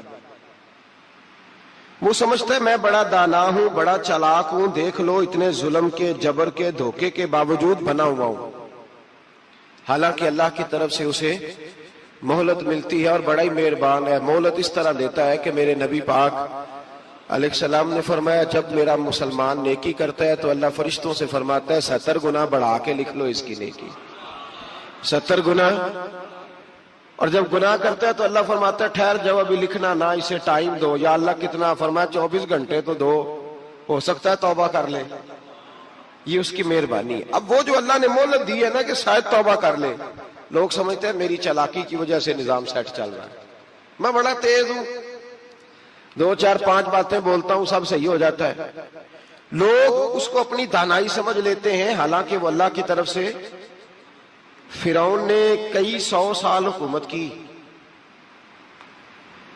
اور اس طرح اس نے ظلم کیے کہ لاکھوں اور ہزاروں بچے قتل ہی کرا دیے. 12,000 عورتوں کے پیٹ میں حمل تھا اس نے ضائع کرا دیا. جب حضرت موسیٰ علیہ السلام اپنی قوم کو لے کے نکلے، رستے میں دریا آ گیا، فرعون پیچھے لگا ہوا تھا. وَإِذْ فَرَقْنَا بِكُمُ الْبَحْرَ فَأَنْجَيْنَاكُمْ، اللہ فرماتے تمہارے لیے میں نے دریا کو پھاڑا اور تمہیں نجات دے دی. وَأَغْرَقْنَا آلَ فِرْعَوْنَ، اور فرعون کو غرق کر دیا. وَأَنْتُمْ تَنْظُرُونَ، تم کھڑے دیکھ رہے تھے. اب جب حضرت موسیٰ دریا کے کنارے پہنچے تو فرعون بھی پیچھے آیا. فرعون لوگوں سے کہا کرتا تھا کہ میں کہتا ہوں تو دریا چلتا ہے، میں کہتا ہوں تو ہوائیں آتی ہیں، میرے حکم کے پابند ہے سارے. جاگ رہے نا آپ حضرات، غور فرمائیے گا بات پر. دعویٰ تھا اس کا کہ میں کہتا ہوں تو نظام زندگی چلتا ہے. اب جب دریا کے کنارے پہنچے حضرت موسیٰ علیہ السلام تو اللہ نے حکم دیا کہ آپ عصا ماریں. جناب موسیٰ نے عصا مارا، 12 رستے بن گئے. اب حضرت موسیٰ کی قوم گزر رہی تھی تو فرعون سے پوچھنے لگے کہ تو کہتا تھا میرے حکم سے چلتا ہے، تو وہ تو حضرت موسیٰ نے ڈنڈا مارا ہے تو رستہ بن گیا. باز نہیں آتا انسان باز بہانے بڑے ہیں اس کے پاس، بڑی دلیلیں ہیں. جھوٹ سچ بول کے اپنے آپ کو مطمئن کرتا ہے، آخر دم تک تبدیل ہونے کو تیار نہیں ہوتا، دلیلیں گھڑتا رہتا ہے، بناتا رہتا ہے، شور کرتا ہے جان بوجھ کے. بھئی تو کہتا تھا میرے چلانے سے چلتا ہے، تو باز ابھی بھی نہیں آیا. کہنے لگا میں نے ہی حکم دیا ہے کہ ذرا پھٹ جا، مجھے یہ زندہ چاہیے. باز رسی جل گئی، بال. کہنے لگا میں نے ہی کہا ہے دریا کو کہ یہ مجھے زندہ چاہیے، میرے بھاگے ہوئے ہیں تو اس لیے پھٹا ہے، تو آؤ میرے ساتھ دریا کراس کریں. تو پتا تو ان کو بھی تھا نا جتنا تو رب بنا ہوا ہے، پتا تو تھا، سارے جانتے تھے. کہنے لگے تو پہلے کراس کر، اگر تو بچ گیا تو ہم بھی پیچھے آتے ہیں. اب چاروں ناچار. ایک روایت تو یہ ہے کہ یہ جب خدائی کا دعویٰ کرتا تھا نا، تخت پہ بیٹھا ہوتا تھا، تو ایک دن حضرت جبریل آئے اس کے پاس انسانی شکل میں. تو کہنے لگے میں بڑی دور سے آیا ہوں تو ایک مسئلہ پوچھنا تھا. کہا پوچھو. کہنے لگے ایک غلام تھا کسی بادشاہ کا، تو بادشاہ نے اسے تھوڑی دیر کے لیے ایک علاقے کی سربراہی دے دی. کتنی دیر کے لیے ہمیں سربراہیاں ملتی ہیں؟ کیوں جی؟ تھوڑی دیر کے لیے ملتی ہے نا. تھوڑی دیر کے لیے سربراہی دے دی ایک غلام کو. ذرا بات کو سمجھیے. حضرت جبریل پوچھتے ہیں، کہتے ہیں سربراہی مل گئی. اب وہ مالک ہی بن کے بیٹھ گیا ہے، وہ بات ہی نہیں سنتا. اس کو تھوڑی دیر کے لیے بنایا تھا، وہ تو خدائی کا دعویٰ کرنے لگا ہے. آپ بتائیں اس کا انجام کیا ہونا چاہیے؟ یہ مسئلہ پوچھنے آیا ہوں. تو فرعون کہنے لگا اس کا انجام یہ ہے کہ اسے پانی میں گوتے دے دے کے مار دے. انجام کیا ہے؟ بولیے بولیے، کیا انجام ہے؟ کیا انجام ہے جی؟ پانی میں اللہ اکبر اپنی سزا تجویز کر رہا ہے. اس کی سزا کہ اسے پانی میں گوتے دے دے کے مارو ظالم کو. اسے تھوڑی دیر کے لیے بنایا تھا اور وہ چھائی گیا ہے، قبضہ ہی کر گیا ہے. حضرت جبریل کہنے لگے جی آپ لکھ کے دے دیں گے؟ کہنے لگا لاؤ لکھ دیتے ہیں. لکھوا لیا. جناب جبریل رکا لے کے تشریف لے گئے. اب جب فرعون دریا میں آیا نا تو اللہ نے حکم دیا مل جا. جب دریا ملا چیخنے لگا تو حضرت جبریل آئے، کہنے لگے تیرا ہی فتویٰ ہے، یہ تیری سزا ہی ہے نا. ہم بھی بڑی سزائیں تجویز کرتے ہیں. یہ جھوٹا ہے جی، اس کا تو فلانا علاج ہونا چاہیے، تو اگر تو جھوٹ بولے تو یہ فلانا بڑا جاور ہے جی، اس کے ساتھ اس طرح ہونا چاہیے، تو اگر تو یہ کام کرے تو جو سزا تو لوگوں کے لیے تجویز کر رہا ہے تو اپنے بارے میں بھی سوچ.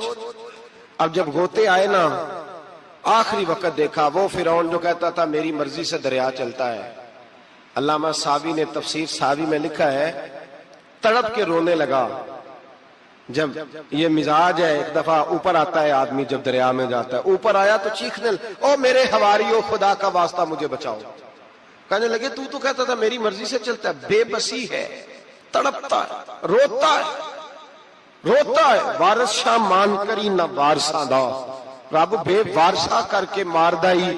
تڑپ رہا ہے، چلا رہا ہے، کوئی مدد کو نہیں پہنچتا. اب جب آخری غوطہ آیا تو کہنے لگا آمنا میں رب موسیٰ و ہارون، میں موسیٰ کے رب کو بھی مان گیا، ہارون کے رب کو بھی. اللہ نے فرمایا نہیں، اب تیرا ماننا قابل قبول ہے. اس وقت ماننا تھا جب تجھے مہلت دی تھی، جب تو جوان تھا. بڑھاپا آتا ہے، بیماری آتی ہے، جوان آدمی بیماری کا شکار ہوتا ہے تو کہتا ہے یا اللہ ایک دفعہ صحیح کر دے میں ساری پڑھا کروں گا، ایک دفعہ ٹھیک کر دے میں مسجد میں رہوں گا، میں اگلے سال اعتکاف بھی کروں گا، میں ساری تراویحیں پڑھوں گا. تو اس وقت پڑھنی تھی جب تجھے مہلت دی تھی، اس وقت پڑھنا تھا جب اللہ نے تجھے آسانی دی، زندگی دی. اگلا وقت یہ حال ایک کا نہیں ہوا. نمرود کو دیکھ لیں، حضرت ابراہیم علیہ السلام کو کہتا تھا میں رب ہوں. آپ نے فرمایا رب تو وہ ہے جو زندہ کرتا اور مارتا ہے. ایک موت کا قیدی بلایا، کہنے لگا ہاں بھائی کتنے دن رہ گئے تھے پھانسی میں؟ کہنے لگا جی پرسوں ہونی تھی. کہا جا تجھے آزاد کیا، لو میں بھی زندگی دیتا ہوں. ایک بے گناہ آدمی کو پکڑ کے قتل کر دیا، کہتا میں بھی مارتا ہوں. حضرت ابراہیم علیہ السلام کہنے لگے تو بیوقوفوں جیسی دلیلیں دے رہا ہے. چل اس طرح کر، میرا رب سورج مشرق سے نکالتا ہے، تو اگر رب ہے تو مغرب سے نکال کے دکھا. اب دلیل کا جواب کوئی نہیں تھا تو کہنے لگا پکڑو اور آگ میں ڈال دو. اللہ کے نبی کو آگ میں ڈالنے والا. یہاں ایک مچھر بیٹھا ہے، 400 سال حکومت کی اور خدائی کا دعویٰ کیا. یہاں مچھر بیٹھا تھا، چھینک آئی تو مچھر اندر چلا گیا. پہلے دربار کا ادب یہ تھا کہ جو آئے سجدہ کرے. اب اس کے سر پہ کوئی چیز مارتا تھا تو اسے سکون ہوتا تھا، مچھر تھوڑی دیر کے لیے اس کا دماغ چھوڑتا تھا. او بھائی یہ اس دھرتی پہ اللہ نے لوگوں کو نظارے دکھائے اور ہمیں سمجھانے کے لیے دکھائے، ہمیں تفکر کی، غور کی دعوت دی کہ دیکھ لینا، اپنے عمل کو پرکھنا. تمہارے عمل حضرت موسیٰ کے فرما برداروں جیسے ہیں، جناب ابراہیم کے فرما برداروں جیسے ہیں، یا بن کے بیٹھ گئے ہو؟ اب دربار کا ادب یہ ہے، بے بسی کا یہ حال ہے کہ جوتے لٹکتے ہیں دربار میں، جو آتا ہے جوتا کھینچتا ہے. اور ادب یہ ہے کہ 10 جوتے نمرود کے سر پہ مارو. اور 400 سال جوتے لگتے رہے. روتا تھا، جو آدمی آتا تھا منتیں کرتا تھا، کہتا تھا کہیں سے کوئی دوائی مل جائے گی. پاگلوں جیسی زندگی گزاری، پاگلوں جیسی سخت. وہ تو حساب وقوع قیامت تو حساب ہوگا ہی. یہاں لوگ پاگل ہو کے مرتے ہیں، معاذ اللہ، نفسیاتی مریض ہو کے مرتے ہیں. یہاں آخری وقت اتنا سخت آتا ہے کہ دنیا موت کی دعائیں مانگتی ہے. میرے بھائی جب انسان ظلم کرتا ہے تو بھول جاتا ہے کہ شاید مجھے پوچھے گا کوئی نہیں. جب وہ زیادتی کرتا ہے تو بھول جاتا ہے. جب وہ کسی کا حق کھاتا ہے تو وہ کہتا ہے شاید اس کا تو وارث ہی کوئی نہیں جس کو میں لوٹ رہا ہوں. لیکن جب اللہ کی پکڑ آتی ہے، حجاج بن یوسف ظالم تھا، اس نے اچھے کام بھی کیے تھے. قرآن پاک پر زیر زبر آراب حجاج بن یوسف نے لگوایا. محمد بن قاسم کو ہندوستان سندھ کے علاقے فتح کرنے بھی حجاج بن یوسف نے بھیجا تھا. ساری خوبیاں اپنی جگہ پر، ظالم بہت بڑا تھا. کسی آدمی نے اس کے سامنے کونے کی طرف منہ کر کے ساتھ والے سے بات کر لی تو کہنے لگا میرے خلاف کیا، اس کو لے جاؤ 2 ٹکڑے کر کے واپس لے آؤ۔ توتی بولتا ہے نا اقتدار، جب کسی کے ہاتھ اقتدار ہوتا ہے نا، وہ چاہے ایک گھر کا ہی کیوں نہ ہو، وہ 10 بندے فیکٹری میں کام کرتے ہیں اور جو ان کا مالک ہوتا ہے وہ کہتا میں مالک ہوں، مجھے مانو۔ جب تو صاحب اقتدار ہوتا ہے نا، جب تو سسر بن کے بیٹھتا ہے اور کسی غریب گھر کی بہو آتی ہے 2-4 تو کہتا میرا اقتدار ہونا چاہیے، جب میں کھانسنے لگوں تو ہر آدمی کے ہاتھ میں ٹشو پیپر ہونا چاہیے، جب میں بولنے لگوں تو بندھے ہوئے ہاتھوں سے ہر آدمی جی جی کرتا ہوا کھڑا ہونا چاہیے۔ جس آدمی کا، اور یہ کام بہو بھی کرتی ہے کئی دفعہ، وہ بھی کہتی ہے کہ تمہیں پتا نہیں میں کتنا لمبا چوڑا جہیز لے کے آئی ہوں، جب میں سونے کے لیے اپنے بیڈ روم میں جاؤں تو خبردار بوڑھے بابے کو اجازت نہیں کہ وہ کھانسے، اماں کو چاہیے کہ اگر اس کو بڑی سخت پیاس بھی لگی ہے تو میرے سوتے سوتے باورچی خانے میں برتن نہ کھٹکھٹائے۔ جو جہاں بھی جس اسٹیج پہ بھی بیٹھتا ہے وہ کہتا ہے کوئی نہیں مجھے پوچھنے والا، میں مطلق العنان ہوں۔ جوان بوڑھوں کا مذاق اڑاتے ہیں، سمجھتے ہیں شاید کبھی بوڑھے نہیں ہونا، مذاق اڑاتے ہیں۔ تندرست لوگ بیماروں کا مذاق اڑاتے ہیں، شاید کبھی بیمار نہیں ہونا۔ حجاج بن یوسف ظالم تھا، ظلم کرتا تھا، زیادتی کرتا تھا۔ حضرت سعید بن جبیر ایک تابعی بزرگ تھے، اتنے بڑے بزرگ تھے کہ ساری رات نماز پڑھتے تھے، سارا سال روزہ رکھتے تھے۔ ایک دن انہوں نے ممبر پہ بیٹھ کے کہا کہ حجاج ظلم سے باز آ جائے ورنہ اللہ کی لاٹھی بڑی بے آواز ہے۔ اللہ کی لاٹھی، اس کا کیا مطلب ہوتا ہے؟ اس کا مطلب ہے جب رب کی لاٹھی چلتی ہے تو اس کی آواز، جی اس کا پہلے کوئی پیغام، وہ پہلے اعلان نہیں کرتا کہ تگڑے ہو جاؤ لاٹھی چلنے لگی ہے، لاٹھی چلتی ہے پر اس کی آواز، سمجھ آ رہی ہے میری بات کی؟ جمعۃ الوداع کے لیے تشریف لانے والے احباب خاص غور فرمائیے گا۔ حجاج بن یوسف کو پتا چلا کہ حضرت سعید بن جبیر نے میرے خلاف بات کی، بلا لیا، کہنے لگا تو نے میرے خلاف بات کی ہے؟ فرمانے لگے کی ہے۔ کہنے لگا تجھے پتا ہے میں قتل کر دوں گا؟ آپ فرمانے لگے نہ تو زندگی کا مالک ہے نہ موت کا مالک ہے، تو کیسے قتل کر؟ کہنے لگا تجھے پتا ہے میرا؟ فرمایا میں نے تجھے نہیں، میں نے تو کئی شداد، کئی حماد، کئی قارون، کئی فرعون، کئی نمرود دیکھے، کئیوں کی داستانیں سنی، تو کون ہے؟ تو چھوٹا سا ہے۔ ایک جملہ ہے ملا جلال الدین رومی کا، بڑے درویش تھے، ایک بات کہہ گئے، کہنے لگے نمرود جتنے پیسے نہیں، فرعون جتنی حکومت نہیں، قارون جتنی دولت نہیں، ورنہ فرمانے لگے میرے زمانے میں بھی کئی لوگوں کا خدا بننے کو دل کرتا ہے، کئی لوگوں کا دل کرتا ہے، لیکن نمرود جتنے پیسے، فرعون جتنی طاقت اور قارون جتنی دولت نہیں، ورنہ ہو سکتا ہے لوگ دعویٰ کر جائیں معاذ اللہ ثم معاذ اللہ۔ یہ آج سے کئی سو سال پہلے وہ کہہ رہے ہیں، آج تو حالات بڑے ابتر ہیں، اس کی نسبت خطرناک ہے۔ فرمانے لگے حضرت سعید بن جبیر تو زندگی موت کا مالک نہیں۔ کہنے لگا پکڑو، قتل کرو اسے، لے جاؤ۔ جب پکڑ کر کھینچ کر لے جا رہے تھے نا تو حضرت سعید بن جبیر مسکرانے لگے۔ اب ظالم کے سامنے مسکرائے تو اس کو بڑا غصہ آیا، یہ میرا مذاق اڑاتا ہے؟ بلا لیا، ادھر آؤ، کیوں مسکرا رہے ہو، کیا ہوا؟ تو حضرت سعید بن جبیر کہنے لگے میں مسکرا رہا ہوں تیری بیوقوفی پر اور اپنے اللہ کی دی ہوئی ڈھیل پر۔ میں مسکرا رہا ہوں کہ یا اللہ کیا بات ہے، کیا تیرا شان ہے، کیسے لوگوں کو ڈھیل دی ہوئی ہے۔ میں مسکرا رہا ہوں تیری بیوقوفی پر کہ تو سمجھتا ہے شاید مجھے پوچھنے والا کوئی نہیں۔ کہنے لگا اس کو باہر نہ لے جاؤ، میرے سامنے قتل کرو۔ ٹھیک ہے جی، قتل کرنے لگے تو حضرت سعید بن جبیر نے منہ کعبے کی جانب کر لیا، انی وجہت وجہی للذی فطر السماوات والارض حنیفا وما انا من المشرکین۔ جب آپ نے یہ آیتیں پڑھی نا کہ میں نے منہ کر لیا ہے اپنے رب کی جانب، کرو مجھے قتل، کہنے لگا نہیں نہیں، اس کا منہ پھیرو، کعبے کی طرف ہو کے قتل نہ ہو، ہے ظالم پر پاگل ہو گیا ہے۔ حضرت سعید بن جبیر کے حوصلے نے شکست دے دی، ناکام ہو گیا، مخبوط الحواس ہو، کہنے لگا اس کا منہ پھیر دو۔ جب کعبے سے پھیرا تو آپ فرمانے لگے للہ المشرق والمغرب فانما تولى فثم وجه اللہ۔ اللہ فرماتا ہے تو مشرق اور مغرب سارا ہی اللہ کا ہے، جدھر بھی منہ کرو گے ادھر اللہ ہی اللہ ہے۔ جدھر بھی منہ کرو گے ادھر اللہ ہی اللہ ہے چاروں جانب. پھیر دے جدھر منہ پھیرنا ہے تو نے, پھیر دیا منہ. حضرت سعید بن جبیر کے گلے پہ خنجر رکھا تو آپ نے ہاتھ اٹھائے, کہنے لگے اے اللہ میرے بعد اسے کسی اور پر مسلط نہ کرنا,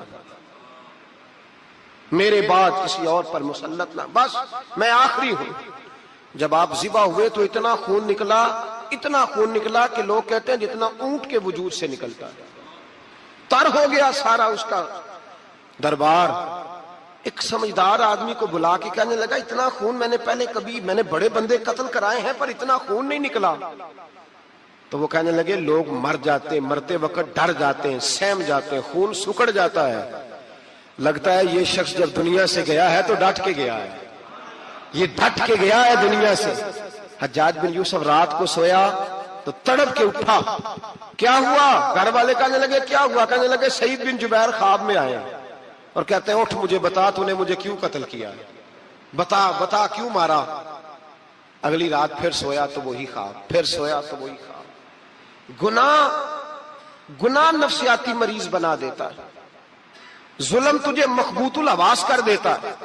جب تو زیادتی کرتا ہے تو اللہ فرماتے ہیں کہ تو اللہ کو بھولتا ہے, اللہ تجھے اپنا آپ بھلا دیتا ہے. پھر تو بھول جاتا ہے, پھر تو سیدھے رستے پہ چلتا ہے پر بھٹک جاتا ہے, پھر تو صحیح رستوں کا تعین کر کے بھی گمراہ ہوتا ہے, پھر تو روز وہی گاڑی چلاتا ہے پر اب جب تو بریک لگاتا ہے تو نہیں لگتی. جب گناہوں کے ساتھ تو مخبوط الحواس ہوتا ہے تو روز وہ کاروبار کرتا ہے, لیکن جب تیرے گناہ تجھے گھیر لیتے ہیں پھر اسی کاروبار میں تو نقصان اٹھاتا ہے. حجاج بن یوسف تڑپتا ہے, روتا ہے, یہاں تک کہ بیمار ہو گیا. پیٹ میں درد ہوتی ہے, پتہ نہیں کیا ہوا, تکلیف ہوتی ہے, پتہ نہیں. سارے حکیم, طبیب, ڈاکٹر کوئی نہ سمجھ سکا کہ بیماری کیا ہے. جو بیماریاں خدائی ہوتی ہیں ان کا لوگوں کو پتا, جو آزمائشیں رب کی جانب سے ہوتی ہیں وہ ڈاکٹروں کے ہتھے نہیں چڑھتی. جو تکلیفیں اللہ دیتا ہے ان کا حکیم طبیب علاج نہیں کر پاتے, مشکل. اور شفا اسی وقت ہوتی ہے جب اللہ دینا چاہے, اور جب رب بھی دینا نہ چاہے تو بڑے بڑے ڈاکٹر کہتے ہیں کہ ہمارے بس کی بات نہیں رہی. بغداد سے حکیم آئے, پیٹ دیکھا, کہنے لگے نہ تیرے معدے میں کوئی دقت ہے, نہ تیرے جگر میں, نہ کسی اور جگہ, ماجرا کیا ہے؟ ایک آخری علاج ہے, آخری. وہ کیا؟ گوشت کا چھوٹا سا ٹکڑا دھاگے کے ساتھ باندھ کے منہ میں ڈالا اور پھر ایک باریک سا تنکا لے کے اس کو اندر ڈالنے لگے گلے میں. وہ گوشت کا ٹکڑا جب حلق کے اندر اتر گیا, اس حکیم نے واپس کھینچا تو کیسے ایسی بدبو آئی جیسی کبھی سونگی نہ تھی. جانور, کیڑے مکوڑے لگے ہوئے باہر نکلے, اور جب دیکھا تو جتنے محل میں لوگ بیٹھے تھے چلاتے ہوئے نکل گئے کہ یہ کیا مصیبتیں ہیں. حکیم بھی اٹھ کے دوڑنے لگا, کہا تجھے کیا ہوا؟ کہنے لگے حجاج تیری بیماری زمینی نہیں, تیری مصیبت زمینی نہیں. کہا میری مرض تک تم کیوں نہیں پہنچ پا رہے؟ تو کہنے لگے لگتا ہے تو بد دعا کا مریض ہے, لگتا ہے تو ظلم کا مریض ہے, تو جبر کا مریض ہے. تڑپتا رہا, سسکتا رہا. ایک وقت وہ بھی آیا کہ گھر والوں نے کمرے میں بند کر کے تالا لگا دیا, دیوار سے ٹکرے مارتا. او بھائی, جو گناہوں کے بیمار ہوتے ہیں انہیں شفا نہیں ہوتی, جو ظلم, جبر, بربریت کے بیمار ہوتے ہیں انہیں سکون قلبی میسر نہیں آتا. دوائیاں ان بیماریوں کی بنی ہوئی ہیں جو بیماریاں زمینی ہیں, جو بیماریاں خوراک کی بد پرہیزی سے ہوتی ہیں, جو گناہوں کی بد پرہیزی سے ہوتی ہیں, ان کی بیماریاں, ان کی شفا توبہ ہے, ان کی شفا رجوع اللہ ہے, ان کی توبہ اللہ سے معافی مانگنے سے شفا ہوتی ہے. حجاج جب مرنے لگا تو بلایا, یہ رنگ بھی ذرا ملاحظہ کیجیے گا, 2-4 قریبیوں کو بلایا. پتا ہوتا ہے نا اپنے کرتوتوں کا آدمی کو, پتا سارا ہے سردار نوکیتیاں دا, پتا ہوتا ہے سارا. بلا کے کہنے لگا جب میں مر جاؤں تو مجھے رات کو دفن کرنا. کیوں بھائی, عورت ہے؟ کہنے لگا نہیں, رات کو دفنانا. ٹھیک ہے, رات کو دفنا دیں گے. پھر کہنے لگا جب صبح ہو جائے تو صبح ہونے سے پہلے پہلے میری قبر زمین کے برابر کر دینا, نشان مٹا دینا. کا وجہ تو کلمہ پڑھتا ہے, حضور کا حکم ہے کہ قبر کم از کم ایک بالش, ایک گیٹ اونچی ہونی چاہیے زمین سے, کم از کم. تو تیری قبر مٹا دے وجہ پتہ ہوتا ہے اپنے ظلموں کا. کہنے لگا مجھے پتا ہے لوگ میرے مرنے کے بعد میری قبر بھی نہیں چھوڑیں گے. دنیا میں تو میرے جبر کی وجہ سے کوئی آ نہ سکا، لیکن میری قبر بھی لوگ جنازوں میں باتیں شروع کر دیتے. جنازوں میں نے ایسی بھی داستانیں سنی ہیں کہ کوئی مرا تو لوگ جوتوں کا ہار قبر پہ ڈال آئے. نہیں بھائی، تو جب زندہ تھا تو تیرے جبر ظلم کی وجہ سے نہیں کو بول سکا. ایک تو ہے قیامت میں حساب ہوگا، یہاں دنیا میں حساب ہونے لگتا. اتنی لمبی زبانیں لوگوں کی لٹک کر مرتے وقت باہر نکل آتی ہیں. دعا کریں، جمعہ ہے، اللہ تعالیٰ ایمان کی موت عطا فرمائے. دعا فرمائے رب تعالیٰ، اللہ تبارک و تعالیٰ توبہ کر کے جانے کی توفیق عطا فرمائے. جاگے جاگے اور سنے اور دعا کرے، اے اللہ تو ہمیں ظلم سے ویسے ہی محفوظ فرما. اگر ہم زیادتی کرنے لگے تو اے اللہ ہمیں اس سے منع فرما. ہمیں اس سے تو یہ توفیق دے کہ ہم باز آ جائیں اس گناہ سے. میرے بھائی، ایک تو دنیا میں سزا ہے، پھر قیامت کی سزا ہے، اور وہ زیادہ سخت ہے. وہ زیادہ سخت ہے. ہم لوگوں نے نا ہیلے بہانے بڑے بنائے ہوئے ہیں. بینک کے ساتھ کاروبار کرنے والا کہتا ہے نہیں مجبوراً لیا ہے، مجبوراً. مر رہا تھا تو آخری لبوں پہ تھا تو جائز ہے، جائز ہے. اس وقت جب تجھے کھانے کو لقمہ نہ لگے تو حرام کھانا بھی جائز ہے. کیا دقت تھی؟ کیوں اللہ رسول کے مقابلے میں کھڑا ہوا تو؟ کیوں سود کا دھندا کیا؟ کیا تکلیف تھی؟ کہاں تو الجھ گیا تھا؟ ہم جان بوجھ کے اپنے لیے جہنم کٹھی کرتے ہیں، پھر کہتے ہیں سکون نہیں زندگی میں. کہاں سکون آئے گا؟ کیسے آئے گا؟ ہم نے خود آگ لگائی ہے چمن میں اپنے. جو قیامت کی سزا ہے، میرے نبی پاک علیہ السلام نے فرمایا رب تمہیں سامنے کھڑا کرے گا. اور کس طرح کھڑا کرے گا؟ فرمایا لوگوں کے وجود سے کپڑے اتر جائیں گے، زمین اس طرح دہکے گی جس طرح تانبا زمین پہ رکھا جائے اور آگ جلائی جائے. تانبا دیکھا ہم لوگوں نے؟ یہ بھی گرمی گزری ہے نا، تو فرش پر جب سورج پڑتا تھا تو ننگے پاؤں چلا نہیں جاتا تھا.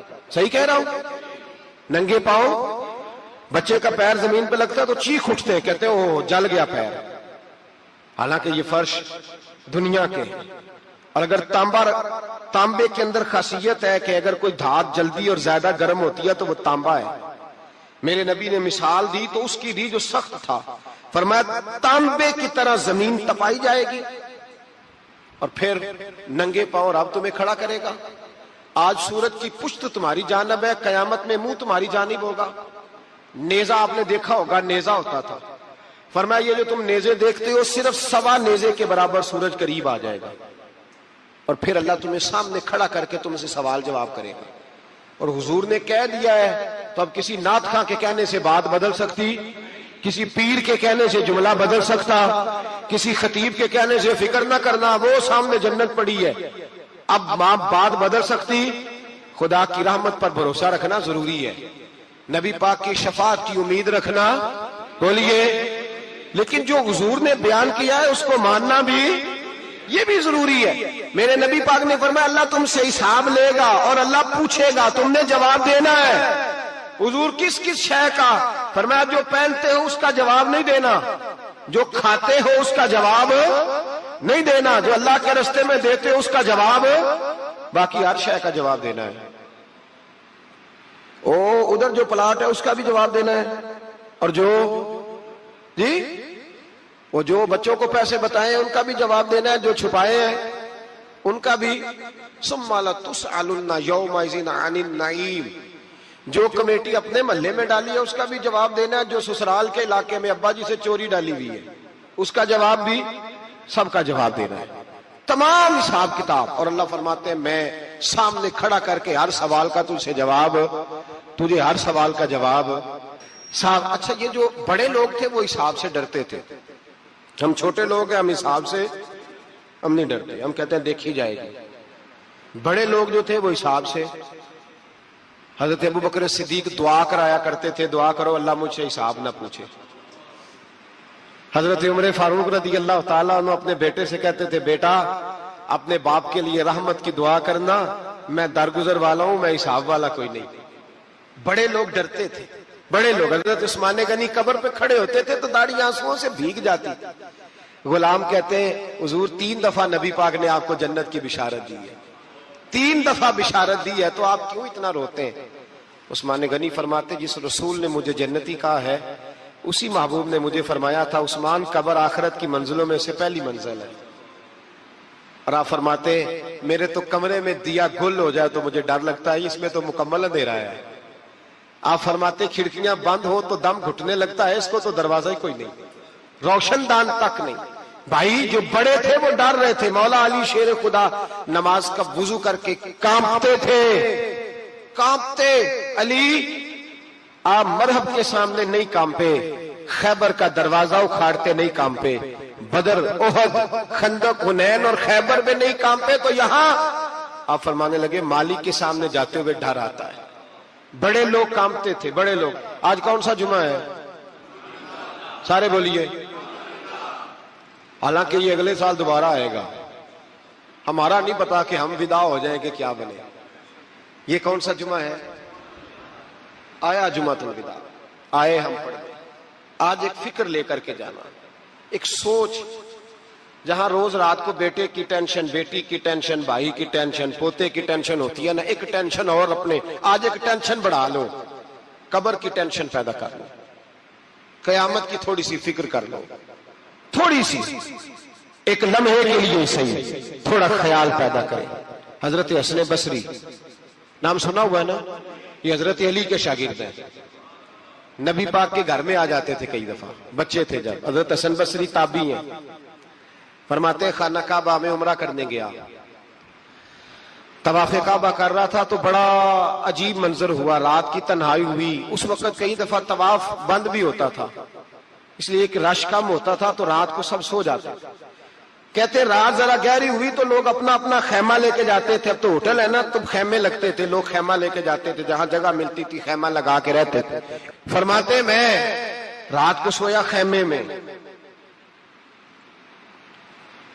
ایک دردناک آواز آئی، میٹھی ہے دھیمی ہے پر درد بڑا ہے۔ کوئی رونے والا رو کے کہتا ہے اللہ حساب قیامت میں مجھ سے نہ لینا، اے اللہ تنہائی میں جتنا مرضی حساب لینا پر لوگوں کے سامنے نہ لینا۔ اور پھر کہتا ہے اللہ فضل تو تب کرے جب تو میرا حساب پوچھے ہی نہ۔ پھر چند منٹ گزرے تو پھر وہ رونے لگا، میرے کانوں میں آواز آئی، کہنے لگا اے اللہ حساب تو ان کا لیا جاتا ہے جو حساب کے قابل ہوتے ہیں۔ اعلیٰ حضرت کہتے ہیں نا رضا سے تو کیا حساب لے گا، رضا بھی کسی حساب میں ہے۔ اے اللہ میں قابل نہیں، مجھ سے حساب نہ لینا۔ کہتے تھوڑی دیر گزری تو پھر وہ رونے لگا، پھر ذرا سانس سنبھلے تو پھر کہنے لگا اے اللہ میں تو لوگوں کو کوئی بندہ حساب پوچھ لے تو نہیں دے سکتا، میں تجھے کیسے حساب دوں گا۔ پھر تڑپنے لگا۔ کہتے تھوڑی دیر گزری تو پھر ایک لفظ انہوں نے کہے رونے والے نے، کہنے لگے اللہ دیکھ تیرے محبوب کا فرمان ہے جو معافی مانگے تو اسے معاف کر دیا کرتا ہے۔ اے اللہ میں معافی مانگنے آیا ہوں اور مسجد نہیں آیا، میں کعبۃ اللہ ہی آ گیا ہوں۔ کہتے ہیں وہ اتنا روئے کہ چیخ آئی ان کی، اور جب دھڑام سے کوئی زمین پہ گرا تو میں پریشان ہوا کہ اب تو بے ہوش ہو گیا۔ فرماتے ہیں میں زور سے اٹھا فٹافٹ اور اس شخص کی طرف بڑھا، میرے دل میں خیال ہے کوئی گناہگار ہے بیچارہ، تو چلو میں بھی دعا کرتا ہوں، اس کو کہتا ہوں بیٹے فکر نہ کر اللہ تیری مدد کرے گا۔ فرماتے میں گیا اس نیت کے ساتھ کہ میں کہوں گا چلو اٹھو تم بھی دعا کرو میں بھی کرتا ہوں، اللہ ہم سے حساب نہ پوچھے۔ کہتے میں گیا تو وہ شخصیت بے ہوش پڑی تھی، کالے سیاہ بال ان کے چہرے پہ بکھرے ہوئے تھے۔ کہتے ہیں لوگوں جب میں نے زلفیں ہٹائیں چہرے سے تو میرا وجود کانپنے لگا آسمان ٹوٹ پڑے گا، زمین پھٹ جائے گی، ستارے بکھر جائیں گے، آج بہ جائیں گے سمندر۔ فرماتے ہیں میری چیخیں نکل گئی، یہ کوئی گناہگار تو نہیں، یہ تو حضرت فاطمہ کے پوتے امام زین العابدین ہے، یہ تو امام حسین کا وہ بیٹا ہے جو کربلا میں تنہا بچے تھے۔ فرماتے ہیں میں امام کا چہرہ دیکھا تو بھاگ کے آیا اور میں نے اپنی داڑھی ان کے پیروں کے ساتھ مس کی اور میں نے کہا حضور اٹھیے۔ امام اٹھے تو میں نے کہا او شہزادے تیرے تو اشارے سے اللہ کئی گناہگاروں کو بخشے گا، تیری تو دعا سے اللہ بخشے گا، یہ کیا کر رہے ہو؟ تو امام زین العابدین کہنے لگے حسن بصری ادھر آ یار، ادھر آ۔ आओ बुजुर्गो, मेरे दादा के पास रहने वाले हो, मैंने ना आज ही सुना है कि उसका अजाब बड़ा सख्त है, आओ मेरे लिए दुआ करो, अल्लाह पाक मुझसे हिसाब ना पूछे, का हुजूर ना करें। अब फरमाने लगे तुझे नहीं पता, कुछ चीजें ऐसी हैं कि रब ने अगर हिसाब पूछा तो मैं वाकई जवाब नहीं दे पाऊंगा, चल कर मेरे लिए दुआ। कहते मैंने हाथ बांधे, हुजूर मैं नहीं करता, उठा कह। फरमाते मैंने हाथ उठाए, मैंने कहा अल्लाह तेरे रसूल का शहजादा है, ये तेरे रसूल का शहजादा है, ये कह रहा है तो फजल कर। ओ भाई जो बड़े थे वो तो तड़पते थे, सिसकते थे। अबू अली हीती कहते खाना काबा में पत्थर पे सर रगड़ रगड़ के कोई बूढ़ा कह रहा था, ऐ अल्लाह अव्वल तो हिसाब ना लेना, और अगर लेना तो मुझे अंधा करके उठाना, मैं तेरे नेक बंदों के सामने शर्मिंदा नहीं। इकबाल रो पड़े। इकबाल, कुछ लोगों ने लिखा है ये आखिरी रुबाई है डॉक्टर इकबाल की, आखिरी। इसके बाद शायद उसने कलाम ने, कुछ सीरत निगारों का ख्याल है। इकबाल मदीने की तरफ मुंह करके कहने लगे तू गनी अजहर दो आलम मन फकीर, अल्लाह तू गनी है मैं तो फकीर हूं, रोज मक्शर उज्र हाय मन पजीर, ए अल्लाह अव्वल तो मेरा कोई उज्र कबूल कर लेना मक्शर के दिन, और अगर ना करना हुआ, अगर तुम्ही बीनम हिसाबम ना गुजीर, अगर जरूर ही मेरा हिसाब लेना है, ए अल्लाह अगर तूने जरूर लेना है, ए अल्लाह अगर जरूर ही लेना हिसाब, अव्वल तो मेरा उज़र मान लेना, मेरी कमजोरी पे रहम करना, ए अल्लाह मेरे बुढ़ापे पर मेरी कमजोरी पर रहम करना, अगर जरूर हिसाब लेना है। तो हजरत फातिमा के पोते इमाम ज़ैनुल आबिदीन है, ये तो इमाम हुसैन का वो बेटा है जो करबला में तन्हा बचे थे। फरमाते मैं इमाम का चेहरा देखा तो भाग के आया, और मैंने अपनी दाढ़ी उनके पैरों के साथ मस की, और मैंने कहा हुजूर उठिए। इमाम उठे तो मैंने कहा शहजादे तेरे तो इशारे से अल्लाह कई गुनाहगारों को बख्शेगा, तेरी तो दुआ से अल्लाह बख्शेगा, ये क्या कर रहे हो? तो इमाम ज़ैनुल आबिदीन कहने लगे हसन बसरी इधर आ यार, इधर आओ बुजुर्गो, मेरे दादा के पास रहने वाले हो, मैंने ना आज ही सुना है कि उसका अजाब बड़ा सख्त है, आओ मेरे लिए दुआ करो, अल्लाह पाक मुझसे हिसाब ना पूछे, का हुजूर ना करें। अब फरमाने लगे तुझे नहीं पता, कुछ चीजें ऐसी हैं कि रब ने अगर हिसाब पूछा तो मैं वाकई जवाब नहीं दे पाऊंगा, चल कर मेरे लिए दुआ। कहते मैंने हाथ बांधे, हुजूर मैं नहीं करता, उठा कह। फरमाते मैंने हाथ उठाए, मैंने कहा अल्लाह तेरे रसूल का शहजादा है, ये तेरे रसूल का शहजादा है, ये कह रहा है तो फजल कर। ओ भाई जो बड़े थे वो तो तड़पते थे, सिसकते थे। अबू अली हीती कहते खाना काबा में पत्थर पे सर रगड़ रगड़ के कोई बूढ़ा कह रहा था, ऐ अल्लाह अव्वल तो हिसाब ना लेना, और अगर लेना तो मुझे अंधा करके उठाना, मैं तेरे नेक बंदों के सामने शर्मिंदा नहीं। इकबाल रो पड़े। इकबाल, कुछ लोगों ने लिखा है ये आखिरी रुबाई है डॉक्टर इकबाल की, आखिरी।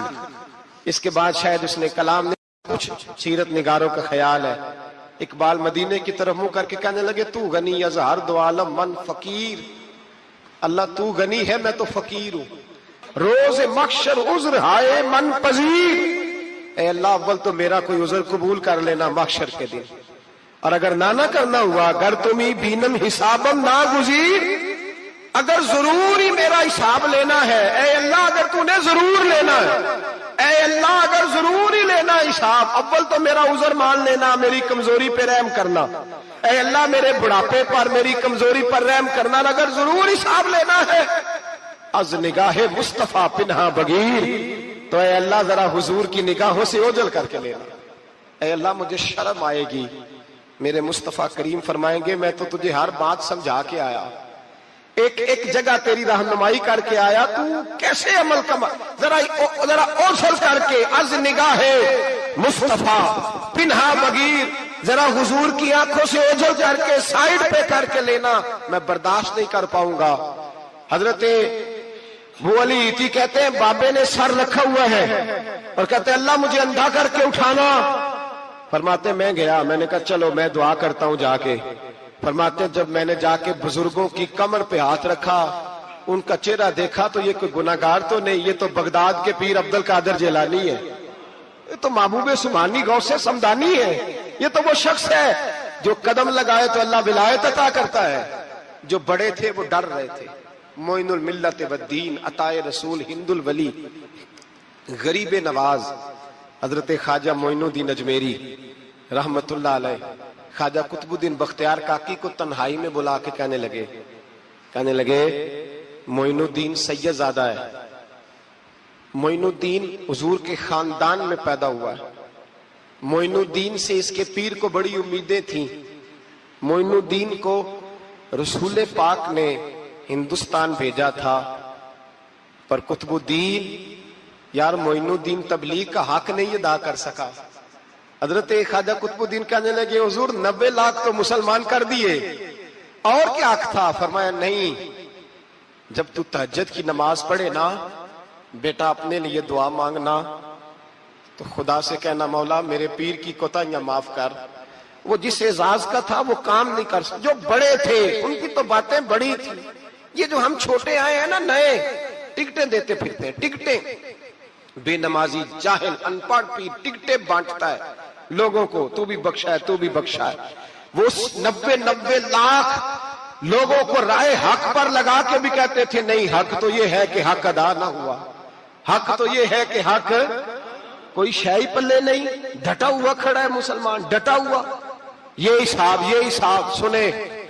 کسی نے حضرت ابو ہریرہ سے کہا کہ کوئی ایسی حدیث سناؤ جو آپ کو بھی بڑی محبوب ہو۔ حضرت ابو ہریرہ نے چیخ ماری، رونے لگے اور بے ہوش ہو گئے۔ پھر ہلایا، پانی پلایا، اٹھے، کہا حضور بات کی تھی، حدیث سنائے، پھر رونے لگے۔ ہمیں تو نہیں نہ رونا آتا، ہمیں تو تب آتا ہے جب بیٹا بات نہ مانے، ہمیں تو تب آتا ہے جب کاروبار میں نقصان ہو جائے، ہمیں تو تب رونا آتا ہے جب ہمارا کوئی دوست ہمارے بارے میں غلط بات کر دے، بے عزتی دنیا کی ہو جائے۔ حضرت ابو ہریرہ 3 دفعہ ہوش آیا، 3 دفعہ روئے اور کہنے لگے عزیزو یہ وہ والی حدیث ہے کہ میں سوچتا بھی ہوں تو میں تڑپ اٹھتا ہوں۔ کہا کون سی حدیث؟ تو حضرت ابو ہریرہ کہنے لگے میں نے نبی پاک سے سنا ہے قیامت میں سب سے پہلے علماء کا حساب ہوگا، سب سے پہلے علماء کا۔ رب کریم فرمائے گا تمہاری دین کے نام پر بڑی موجیں تھیں، تمہارے بڑے پوسٹر چھپتے تھے، لائنیں بنا کے لوگ تمہارے ہاتھ چومتے تھے، لوگ تمہاری گڑی کو بھی چومنا اپنے لیے سعادت سمجھتے تھے۔ بتاؤ میرے رسول کے نام پر کھانے والوں کیا کر کے آئے ہو؟ عمل بتاؤ، عمل، موج بڑی کی نا تم نے، بتاؤ عمل۔ علماء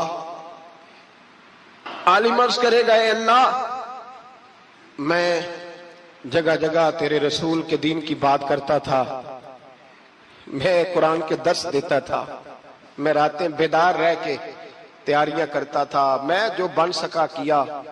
رب فرمائے گا نہیں، تو نے تو اس لیے کیا تھا کہ لوگ تجھے پیر صاحب کہیں، مولانا صاحب کہیں، تیرے نعرے لگائیں، تو لگے نہیں پھر تیرے نعرے، پھر لوگوں نے لمبے لمبے القابات پکارے نہیں تیرے۔ حضور سید عالم علیہ السلام فرماتے ہیں پہلا حساب اس کا لے گا جو عالم کہلاتا تھا۔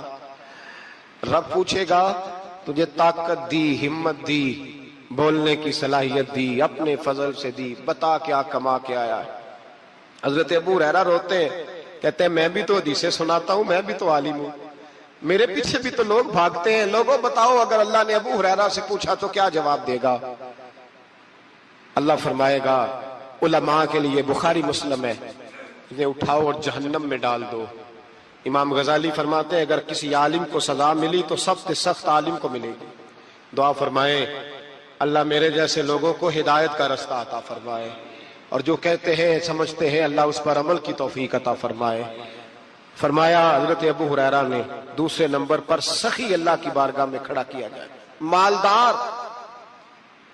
رب فرمائے گا بول، کچھ ایسے بھی تھے جن کے پاس شام کی روٹی نہیں تھی، تجھے میں نے تیری تجوری بھر کے تجھے دولت عطا کی، تجھے وراثت میں میں نے مربے دیے، جائیدادیں دی، بتا وہ کچھ وہ تھے سویرے مزدوری کرنے جاتے تھے، کما کے لاتے تھے، ہزاروں روپیہ تیری بینک میں پڑا تھا، بتا کیا کیا تو نے؟ اے اللہ میں نے مسجد میں دیے، مدرسے میں دیے، 30 دن افطاریاں پکاتا رہا۔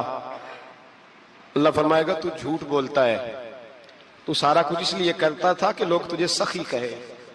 ہاں ہاں تیرا اعلان ہوا مسجد میں، لوگوں نے کہا وہ دیکھو کتنے پیسے دے رہا ہے، اس کا وہ دیکھو نام لکھا ہوا ہے ہسپتال کے ایک کونے میں کہ یہ والا بلاک فلاں سیٹھ صاحب نے بنایا، یہ دیکھو لکھا ہوا ہے کہ یہ کمرہ مدرسے کا اس نے بنایا، تو لکھ دیا گیا، نعرے لگ گئے، اب جا دوڑ جا، اللہ جہنم میں پھینک دے گا۔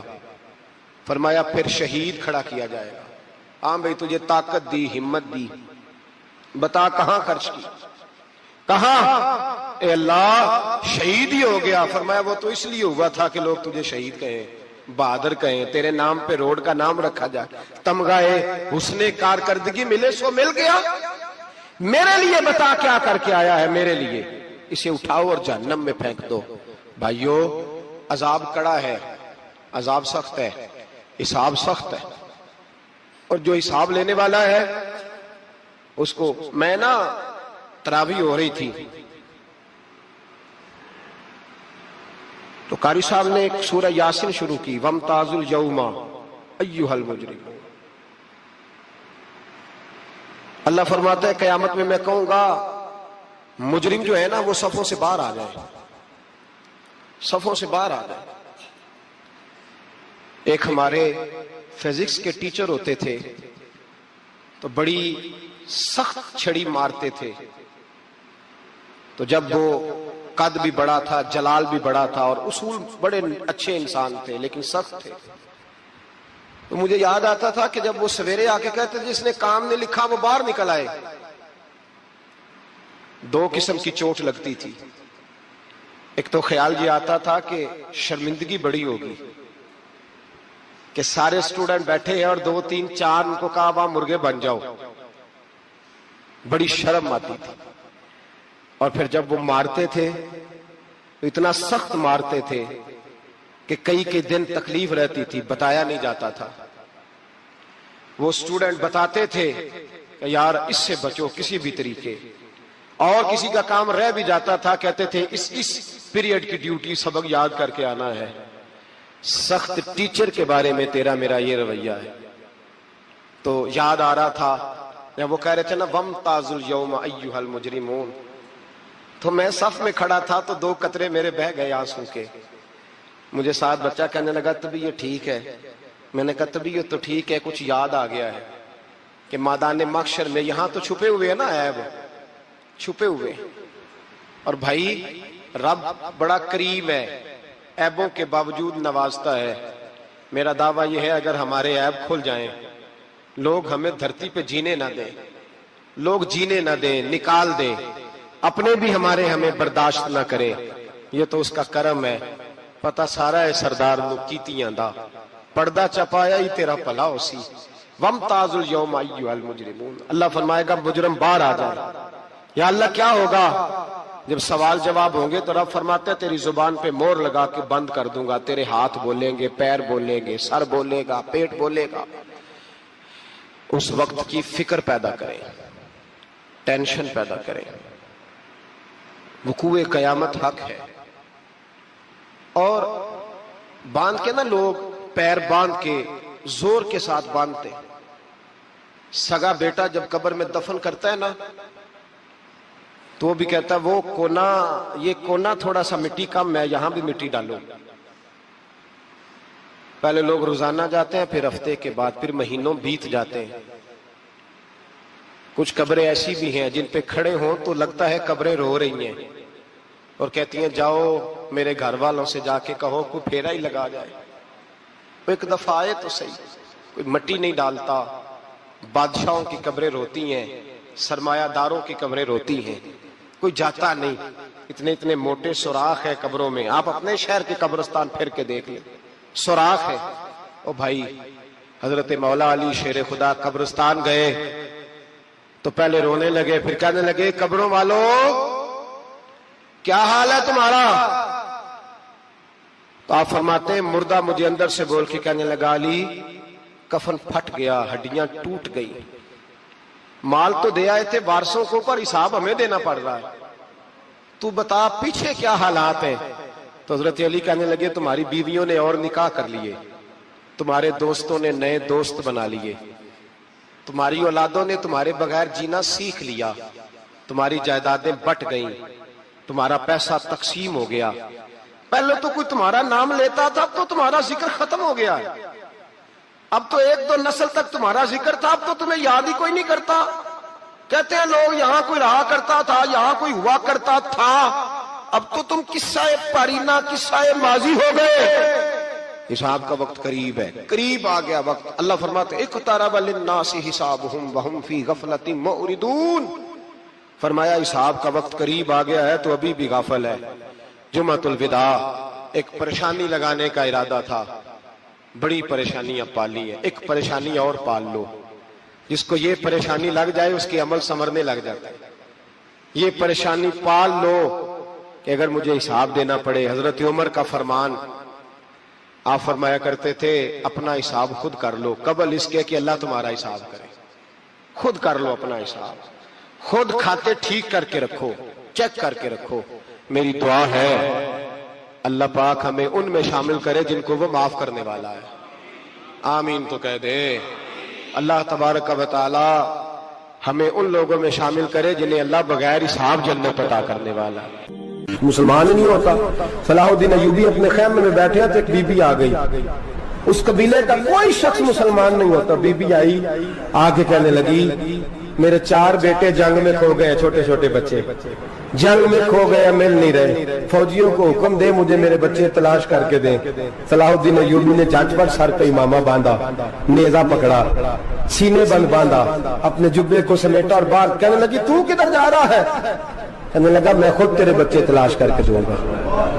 صلاح الدین چند سپاہی ساتھ گلی گلی نکلے، گلی گلی فجر کے نکلے، اثر ہو گئی، تھک گئے، 2 نمازیں صحرا میں پڑھی، جنگل کے اندر پہنچے تو ایک کونے میں 4 بچے ایک جگہ ڈرے اور سہمے ہوئے بیٹھے ملے، صلاح الدین ایوبی اٹھا کے لائے، ماں کو کہنے لگے تیرے بچے ہیں، نکلا اس لیے تھا کہ میرے نبی نے فرمایا بچے جدا ہو تو ماں کو درد بڑا ہوتا ہے، اور میرے رسول نے فرمایا تھا جب جنگ کرنے جاؤ تو کھیت برباد نہ کرنا، فصلیں تباہ نہ کرنا، بچوں کو ماں سے جدا نہ کرنا۔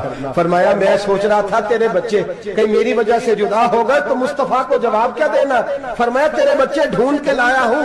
بچے ماں کے پاس آنے لگے تو ماں نے بڑے بیٹے کے منہ پہ تھپڑ مارا، کہتا اماں کیا ہوا؟ کہنے لگے تو نے سنا نہیں کہ دشمن کے بچوں کی اتنی حفاظت کرتا ہے، میرے پاس نہ جا، اس کے قدموں میں بیٹھ جا، جس نبی کے غلام اتنے سچے ہیں وہ نبی کتنا سچا ہوگا۔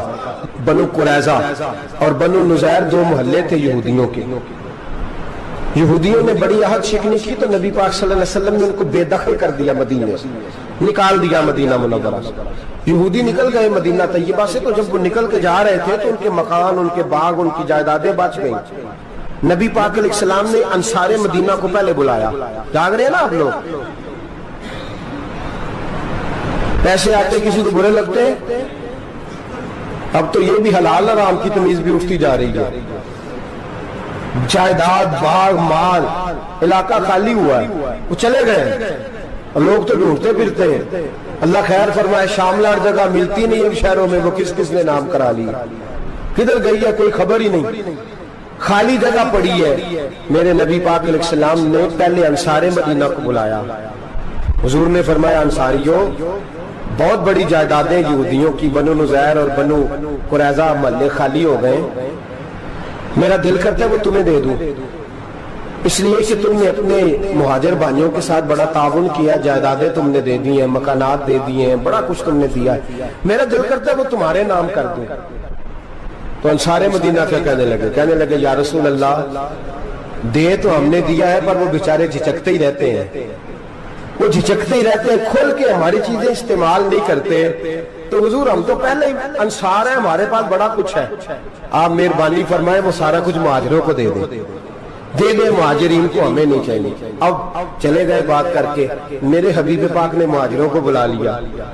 فرمایا بنو نزیر اور بنو قریظہ قبیلے کی جائیدادیں آئی ہیں، تمہارے پاس بظاہر جو چیزیں ہیں بھی وہ بھی انصار مدینہ کی ہیں، تو میرا یہ خیال ہے کہ وہ سارا کچھ تمہیں دے دیا جائے.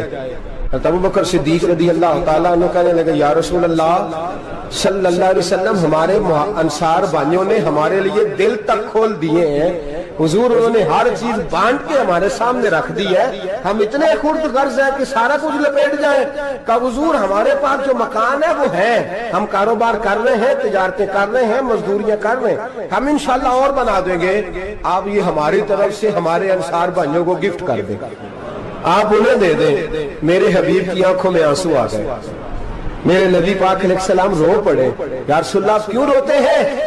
فرمایا تمہارا یہ بھائی چارہ قائم رہا تو اللہ اسلام کو بڑی قوتیں عطا فرمائے گا، اللہ طاقتیں دے گا اسلام کو. اگر تمہارا یہ رنگ قائم رہا، یہ انداز، میرے غلاموں تمہارے یہ طور طریقے، ایک بھائی کہتا ہے دوسرے کو، دوسرا کہتا ہے تیسرے کو. مسلمانوں کی نا ایک تعداد لڑتے لڑتے لڑتے لڑتے دور چلے گئی. تاتاریوں نے قید کر لیا. 4 مسلمان تھے، تبلیغ کرنے گئے، جنگ کرنے گئے، جہاد کرتے کرتے کافروں سے لڑتے لڑتے تاتاری قوم میں چلے گئے.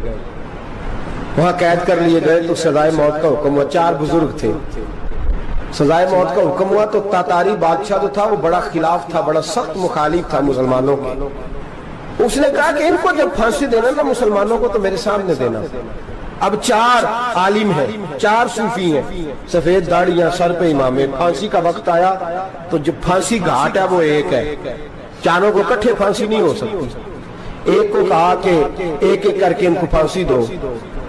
جب پھانسی کا وقت آیا نا تو جو سب سے پیچھے صوفی تھے وہ دوڑ کے آگے آئے، کہنے لگے بادشاہ پہلی باری میری لگا پہلی.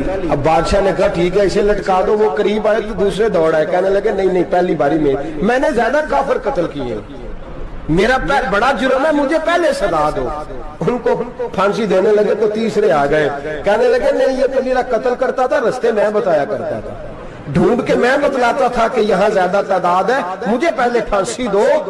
تیسرے کے ساتھ بات ہو رہی تھی تو چوتھا دوڑا آیا، کہنے لگا یہ رستے بتاتا تھا، یہ تبلیغ کرتا تھا، یہ سارا کچھ کرتا تھا، لیکن کہا یہ کہتے کہ چلو واپس چلتے ہیں. میں جانے نہیں دیتا تھا، میں کہتا تھا اور کافر مارنے اور علاقے فتح کرنے، میرا جرم بڑا ہے، مجھے پہلے پھانسی دو. بادشاہ کہنے لگا مجھے 35 سال ہو گئے حکومت کرتے، بڑی دنیا کو پھانسی دی ہے، لوگ تو ایک دوسرے کو دھکے دیتے ہیں کہ پہلے تو جا پہلے تو جا، اور تم کیسی قوم ہو کہ ایک دوسرے پہ قربان ہو رہے ہو. کہنے لگا تم ایک باپ کی اولاد ہو. جاگ رہے آپ لوگ؟ تاتاری بادشاہ، کافر بادشاہ، اسلام کی مخالفت کر دیں، ایک باپ کی اولاد ہو کا نہیں، ایک قبیلے کے رہنے والے ہو کا نہیں، ایک ملک کے رہنے والے ہو نہیں. اس نے کہا رشتہ کیا ہے تمہارا، رشتہ کیا ہے؟ تو بول کے کہنے لگے خدا ایک ہے، نبی ایک ہے. خدا ایک ہے اور نبی منفرد ایک ہے. اس قوم کی نقصان بھی ایک ہی سب کا نبی، اللہ بھی، قرآن بھی ایک. کیا ہی اچھا تھا ہوتے اگر مسلمان بھی ایک، یوں تو سید بھی ہو، مرزا بھی ہو، افغان بھی ہو، تم سبھی کچھ ہو، بتاؤ کہ مسلمان بھی ہو. فرمایا ہمارا اللہ ایک ہے، نبی ایک ہے. تو کہا پھر ایک دوسرے پہ جان کیوں دیتے ہو؟ فرمایا ہمارے نبی نے ہمیں بھائی بھائی بنا دیا ہے. بھائی کا دل نہیں کرتا اس کی آنکھوں کے سامنے بھائی چلا جائے، ہمارا دل نہیں کرتا پہلے مجھے دے پہلے مجھے دے. بادشاہ کہنے لگا تمہارا جذبہ مجھے متاثر کر گیا، جاؤ میں تم چاروں کو آزاد کرتا ہوں، تمہیں آزاد کرتا ہوں. میرے دوستو یہ رنگ تھا، دیکھیں نا، یہ اس دھرتی نے نظام دیکھا ہے نا، اس فلک نے پہلی بار دیکھا، اس زمین نے پہلی بار. اور میرے حضرت صاحب فرمایا کرتے تھے زمین تڑپ کے روئی، اس نے پہلی دفعہ دیکھا. احد کا میدان ہے، 3 صحابہ تپتی ہوئی زمین پہ زخموں سے چور چور پڑے ہیں. حضرت انس بن نضر رضی اللہ تعالیٰ عنہ پانی کا پیالہ لے کے پہنچے، ایک زخمی سے کہا تجھے پانی پلانا ہے، تو کہنے لگا میرے زخم تھوڑے ہیں، وہ جو ساتھ پڑا اس کے زخم گہرے ہیں، پہلے اسے پانی پلا دے، جا اسے دے دے۔ اس کے پاس پہنچے تو وہ کہنے لگا وہ مجھ سے پہلے گرا تھا، اس کا زخم زیادہ گہرا ہے، اسے پانی پلا۔ تیسرے کے پاس گئے تو کہنے لگا چوتھا تڑپ زیادہ رہا ہے، اس کی عمر زیادہ ہے، میں تو جوان ہوں برداشت کر لوں، بڑھاپے کی وجہ سے نڈال ہو گیا، پہلے اسے پانی پلا۔ چوتھا کہنے لگا پانچویں کے پاس جا، پانچواں کہنے لگا چھٹے کے پاس جا۔ حضرت انس بن نضر کہتے میں رو پڑا، میں نے کہا محمد کے غلاموں، رسول نے تمہیں کیسا جذبہ دے دیا ہے، زبانیں پیاس سے باہر ہے لیکن تمہاری اخوت مرتے دم تک قائم ہے۔ کہتے میں ساتویں کے پاس گیا تو کہنے لگا اگر 6 قربانی دے سکتے ہیں تو مجھے خود غرض نہ سمجھ، میں نے نہیں پانی پینا، جا پہلے کے پاس لے جا۔ کہتے میں پہلے کے پاس آیا تو روح پرواز کر گئی، دوسرے کے پاس آیا تو روح پرواز کر گئی، میں 7ویں تک آیا تو انتقال کر گئے۔ کہتے ہیں پانی کا پیالہ میں نے اٹھایا اور میں نے زمین پہ رکھا تو میں نے کہا پانی گوا رہنا، محمد کے غلام مر تو جاتے ہیں پر ایک دوسرے کا خیال بڑا رکھا کرتے ہیں، گوا رہنا یہ مر جایا کرتے لیکن ایک دوسرے کا درد۔ میرے دوستو لٹا ہوا برما، روتے ہوئے مسلمان، سسکیاں اور آہیں لیتی ہوئی مائیں پوچھتی ہیں اے خاصا اے خاصان رسول وقت دعا ہے، امت پہ تیری آ کے عجب وقت پڑا ہے، وہ دین جو بڑی شان سے نکلا تھا وطن سے، پردیس میں وہ دین آج غریب الغربا ہے، فریاد ہے اے کشتی امت کے نگہباں، بیڑا یہ تباہی کے قریب آن لگا ہے۔ اور کیا خوبصورت جملے کہے تھے کہ نبی پاک صلی اللہ علیہ وسلم نے، حضور نے فرمایا تھا میرا مومن ایک جان کی طرح ہوتا ہے، ایک جان کی طرح ہوتا ہے، ایک کو تکلیف ہو جسم کے ایک حصے کو سارا حصہ پریشان ہوتا ہے، فرمایا یہ ایک مکان کی طرح ہے، ایک اینٹ دوسری اینٹ کو مضبوط کرتی ہے، فرمایا یہ مضبوط لوگ ہیں، یہ مضبوط لوگ۔ حضرت عمر فاروق کا زمانہ ہے، ایک آدمی نے سیری بھیج دی ایک گھر میں بطور تحفہ، قحط کا زمانہ تھا، گوشت ملتا نہیں تھا، جانور، ایک آدمی نے سیری بھیج دی ایک آدمی کے گھر میں، اس نے کیا کیا، اس نے اپنی بیوی سے کہا ہماری تو خیر ہے، ساتھ والا پڑوسی زیادہ غریب ہے، ادھر نہ بھیج دے، یہاں گندم امیر شہر کی ہوتی رہی خراب اور بچی کسی فقیر کی فاقوں سے مر گئی، کہا ساتھ والے پڑوسی کے گھر سے میں کئی دنوں سے بھوک کی آوازیں وہاں بھیج دے۔ اس کے گھر گئی تو اس کی بیوی شوہر کو مشورہ دیتی ہے، کہتی ہے میرے بچے تو دلیر ہے، ساتھ والے کے چھوٹے ہیں، وہ گزارا نہیں، ادھر نہ بھیج دیں، ادھر گئی۔ ایک روایت ہے 7 گھر، ایک روایت ہے 21 گھر، 21 گھروں میں گھومتی ہوئی وہ سری پھر پہلے کے گھر میں آ گئی، اور پہلا صحابی کہنے لگا صرف تو نے محمد کا کلمہ نہیں پڑھا، باقی 20 نے بھی پڑھا ہوا ہے، صرف تو نے ہی رسول اللہ سے یہ درس نہیں لیا، باقیوں نے بھی لیا ہے، اور صرف تیرے اندر ہی جذبہ اظہار نہیں، تو ہی صرف مسلمانوں سے پیار نہیں کرتی، سارے ہی پیار کرتے ہیں۔ وہ سری پھر آ گئی، اب کیا کرنا ہے، اب کیا کرنا ہے؟ تو امام نبوی نے لکھا ہے وہ کہنے لگی کرنا کیا ہے، پکاؤں گی میں اور کھائیں گے 21 گھر، پھر بھی اکیلے نہیں کھائیں گے، پکاؤں گی میں اور کھائیں گے 21 گھروں کے مطابق شوربہ پکا، اور پھر برتن میں ڈال کے وہ بی بی ایک ایک گھر کا دروازہ کھٹکھٹاتی ہے، کہتی ہے مصطفیٰ کے غلاموں نکلو باہر اور کھاؤ، اس لیے کہ جس نبی نے مجھے پیار کا حکم دیا اسی نے تمہیں بھی پیار کرنا سکھایا ہے، یہ رنگ چشم فلک نے سکھایا ہے۔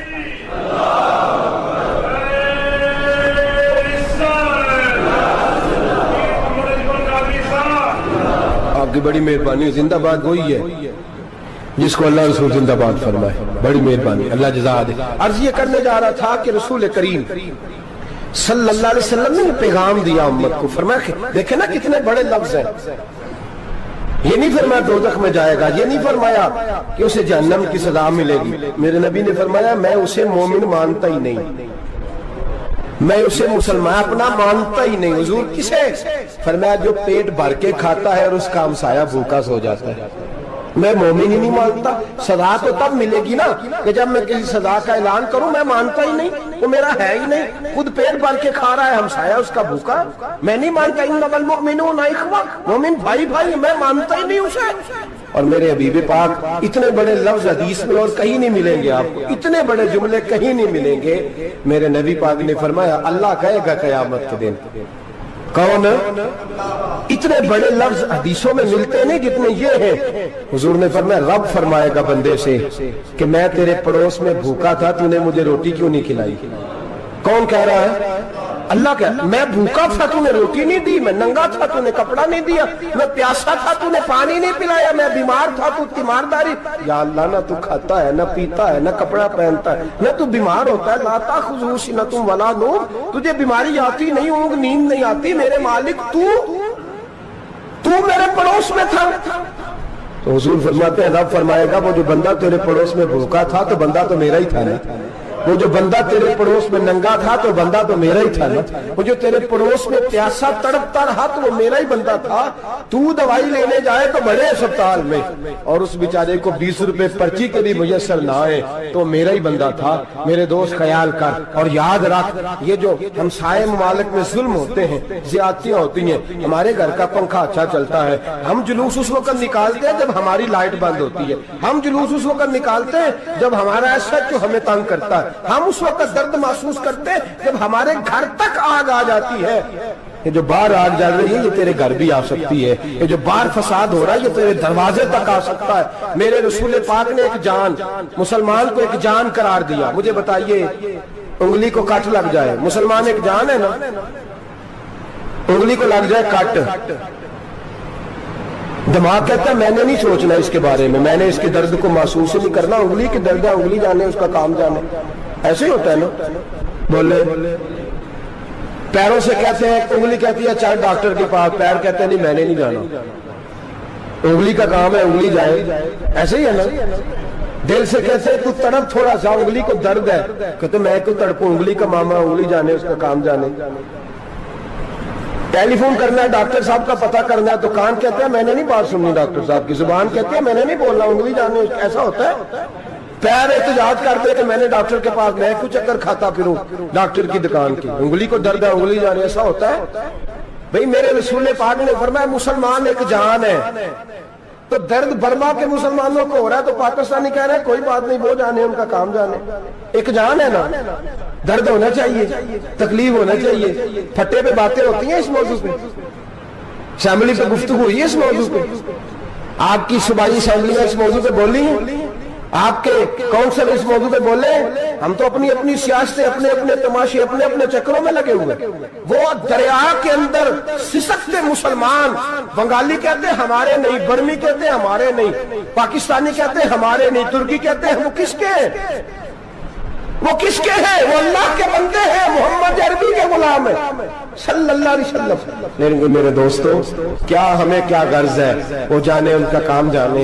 ये जब तेरे पैरों तक आग आएगी फिर तुझे पता चलेगा ये बड़ी सख्त आग है। आज जिस काफर ने बर्मा पर अरसा दराज तंग किया है, मुसलमान थोड़े थोड़े मुफाद लेने की खातर ना बनु अब्बास और बनु उमैया की जंग चल रही थी, बनु अब्बास जो थे वो गालिब आ गए, बनु उमैया जो थे उनकी हुकूमत खत्म हो गई, तो ईसाइयों ने बनु उमैया से कहा कि हम तुम्हारे साथ ताउन करते हैं, हम तुम्हारे साथ ताउन करते हैं और बनु अब्बास पे गलबा पाके तुम्हें हुकूमत दिलाते हैं।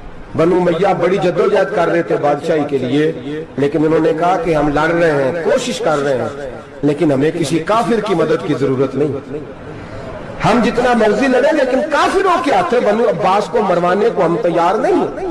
हमें खबरदार, तुम्हारा आपस का मामला है, हम खुद निमट लेंगे, तुम्हें इजाजत नहीं देते, तुम अंदर कूदो और कूद करके तुम फसादात पैदा